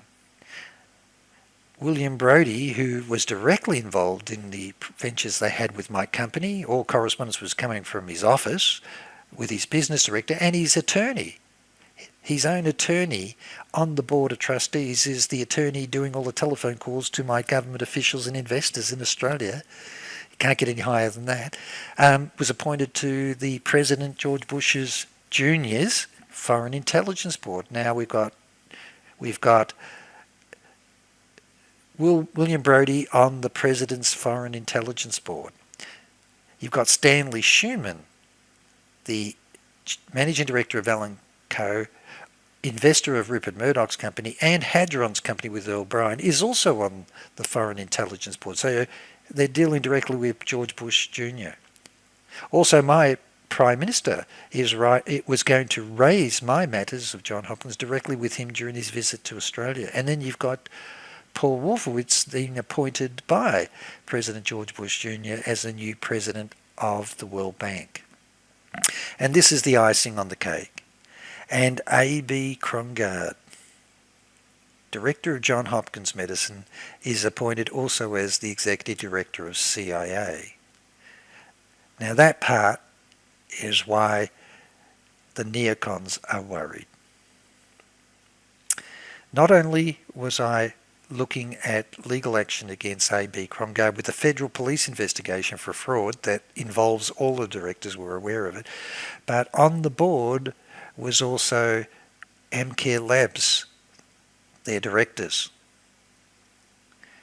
And the director was on Alex Brown and Co., which is what A.B. Krongard was the chairman and president of for Project Hammer Operation Steel Point. And so we've got all of these high-level intelligence people, but A.B. Krongard William Brodie, president, together with Paul Wolfowitz, are all aware, linked with John Hopkins, of what is going to be happening in Australia. They've destroyed my company with their bogus prints as part of CIA operation, and also tried to destroy me with my encryption companies in Switzerland, in Geneva. And then I've got a federal police investigation going against them, and the TV cameras are on site filming them and asking difficult questions. So there's Krongard, A.B. Krongard, on John Hopkins' Health System, the same group that Jack Shaw is suing over damages for his company is the same company that I'm embroiled with in 2004. I think John Jack Shaw, had learnt about it through his attorneys and also the media and also intelligence. And that's why I think that Lou Julius Demchak had tipped off Bill Hamilton that my research into PROMIS was upsetting them, particularly Krongard. Let's follow him through. Alex Brown, Bankers Trust. Have a look at that. Executive Director. This is the company that's defrauded me. It's obviously in a process of fighting fraud and legal obligations with Jack Shaw's company. And then there's the deposition in court of General Earl Cockey. He's the former representative of Nugan Bank. He testifies that Project Hammer was set up with John Reed, who's the CEO and chairman of Citibank. This is crucial. This is what Leo Wanta, Operation Steel Point is. Project Hammer is the PROMIS software designed for swift banking by CIA, DIA, NSA for banking infiltration worldwide. This is what he says. It involves Federal Reserve, Treasury, CIA, FBI, Secret Service agencies. It involves arms, gold, and drug trading activities. He's in court in 2000, and he gives this a week before he dies. He spells out that they're moving bullion certificates issued by metal trusts. I know how it was working, and I know more about it because I've talked to Michael, who understands this area, particularly with his companies with expertise in metal. Trades that he was doing through Australia, through Perth Mink in Western Australia, with companies and directors that I know over here. And it was also commenced and was starting with the Nugan Bank. So Project Hammer is the continuation of the money laundering operations that Ted Shackley, Michael Hand, Richard Armitage, Secord, Ed Wilson and others, William Colby, had started with Nugan Bank. But this is the part that is the crucial icing on the cake. He testifies that A.B. Krongard, CIA's Project Hammer, and Banco Ambrosio overseas. He says that Bankers Trust, a subsidiary of Bankers Trust Miami, named in the book St. Peter's Bankers, had funds stolen from Banco Ambrosio. And I think that's why Alexander Haig was upset. There was two reasons. One, he came in to save Peter Wiedniks from an investigation by Customs that showed that he purged himself and lied during Michael Riconosciuto's trial. And more important, I'd found that Alexander Haig owns companies with the attorney who set up Banco Ambrosiana for Robert Calvi, Michelle Sindona, and Archbishop Paul Masinkas. They both own Commodore International in the Bahamas and Canada. That is what upset Alexander Haig. And it was done with Lucio Gelli, Michelle Sindona for P2 Lodge, with Kissinger, William Casey, Ted Shackley, Alexander Haig, and Michael Ledeen. He testifies that Ferdinand Marcos arranged for the gold bullion to be moved through Bankers Trust. Isn't that interesting that John Hopkins Health System is the same company that John Jack Shaw has a legal dispute with, and it's the same one I had a dispute with, and I'm exposing PROMIS involves this guy, A.B. Krongard. And so he talks about the fact that just before he dies, he gives his testimony in court in 2000. 10 days later, he died from pancreatic cancer. You can't make this up. He was the Washington representative of Guggenheim Bank. He was former involved with the World Bank. That's the crazy thing about it, is that he represented the World Bank, okay? Have a look at this. I'll just go back. Not only did he represent Guggenheim Bank, but he was an advisor to every president, Truman through to Clinton, as well as being the former alternate executive director of the World Bank. This is what Paul Wolfowitz, George Bush Jr. are worried about. Paul Wolfowitz is going to be appointed.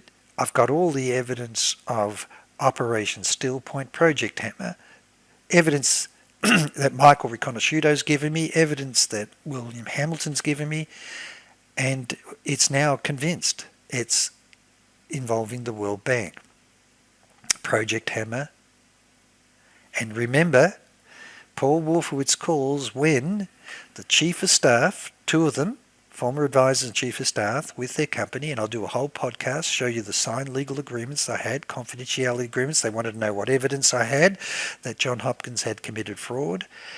And they wanted to negotiate that they'd represent $100 million, keep $30 million to bankroll Jeb Bush for his next election. And that's who's representing me. And on the board is C. Michael Armstrong and John Deutsch and Rubin, who know everything about their involvement, and A.B. Krongard with Project Hammer, PROMIS software, Operation Steel Point. And so he confirms this part, that Bankers Trust, that Project Hammer really started with A.B. Krongard. Look at this, his final testimony. Dan Hughes caused 2 site drafts to be issued in favour of Bankers Trust for the collateral commitment of Chase Citibank debenture instruments, which caused General Earl Cockey to believe this is what kicked off Project Hammer. He says that Dan Hughes and other clients cheated out of their money, were quietly negotiating with the CIA agency in an attempt to settle it privately out of court. And according to Dan Hughes, this is his testimony in court, these negotiations were taking place with the office of A.B. Krongard, Buzzy Krongard, the then number 3 man of CIA. This is his testimony, 10 days before he dies. So can you see the overlap? Project Hammer that Danny CASOLARO is investigating with Chuck Hayes as an advisor, the PROMIS software. Jack Shaw has a legal dispute with the company that he's a director of, A.B. Krongard. I have a same year, 2004, 2005, a legal dispute with them, and also a federal police investigation for fraud against them, where they were withholding evidence and denying that they ever knew me. And so Paul Wolfowitz would have been worried because Michael Riconosciuto wrote to me from prison and said the second application, the modified PROMIS software, was for Swift banking. It was installed at Transaction Technologies Inc., a subsidiary of Citibank, for Dr. Earl Bryan, chairman of Hadron, and CIA to move covert funds through international automatic clearing houses. And there you have it. Bankers Trust, Citibank, with John Reed.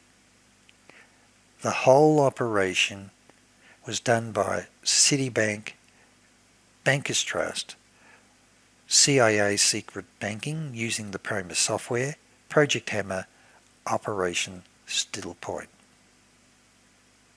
And so to wrap it up, Who else was in the legal dispute with Johns Hopkins Hospitals and Medicine?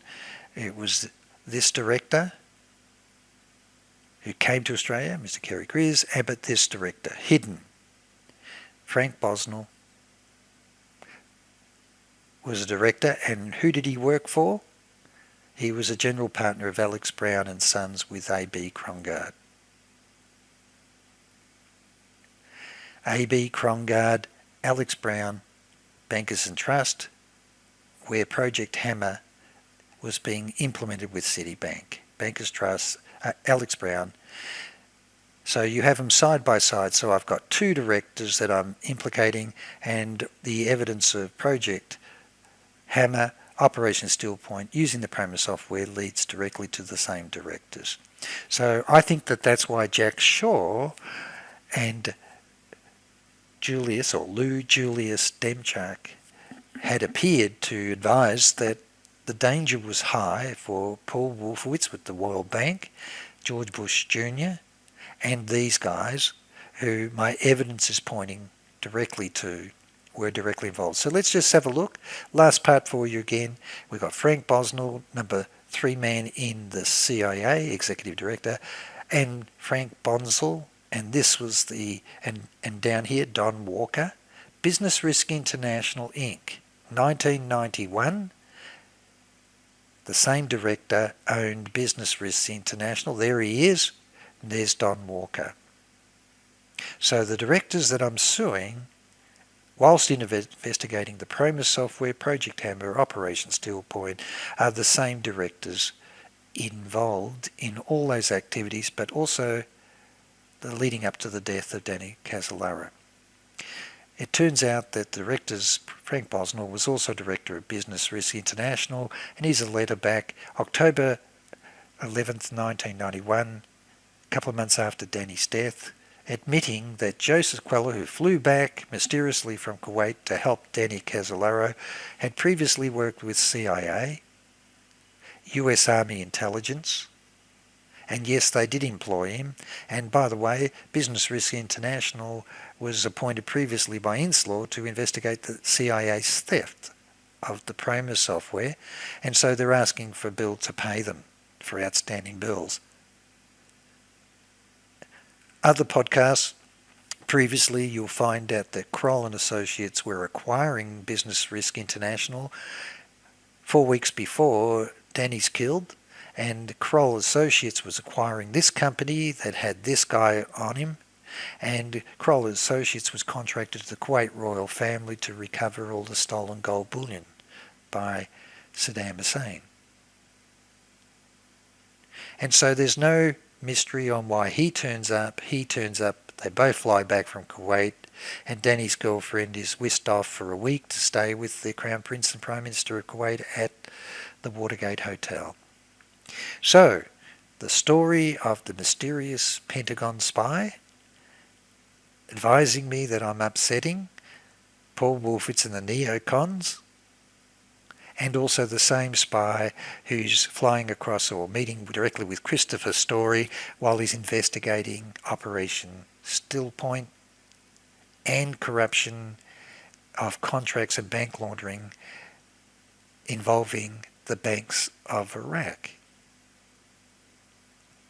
So these are the guys that are upset.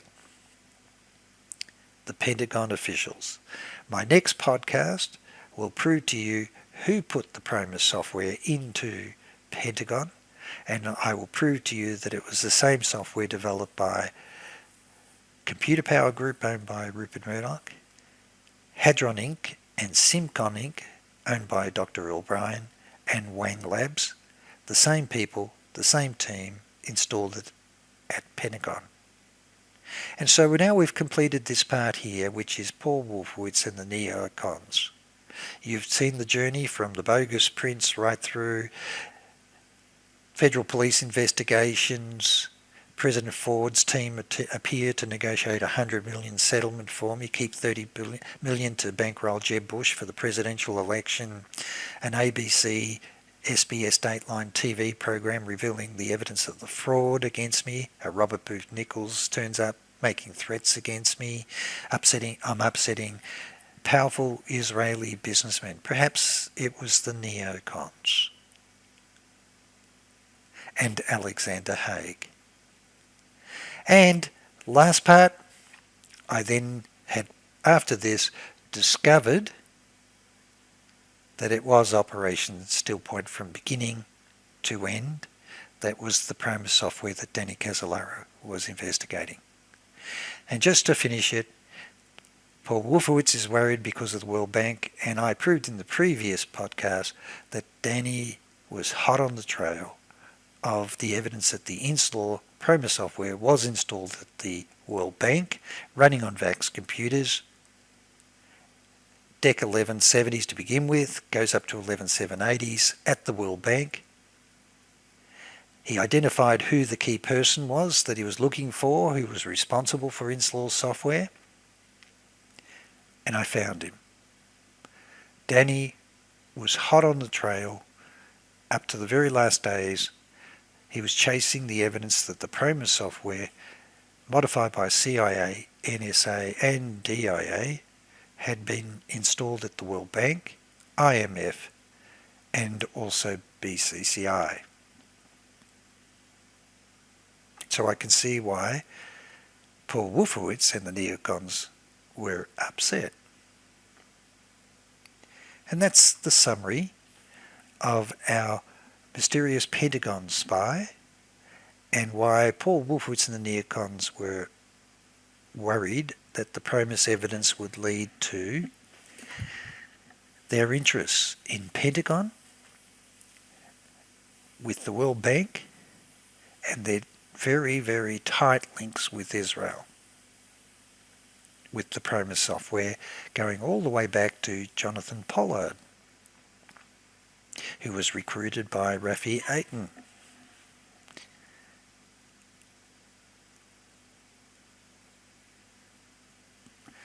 This podcast is dedicated to the memory of Danny CASOLARO, who was the brilliant journalist that was going to bring back the head of the octopus with his wonderful investigations and his smoking gun evidence that he had in his briefcase that was stolen when he was murdered.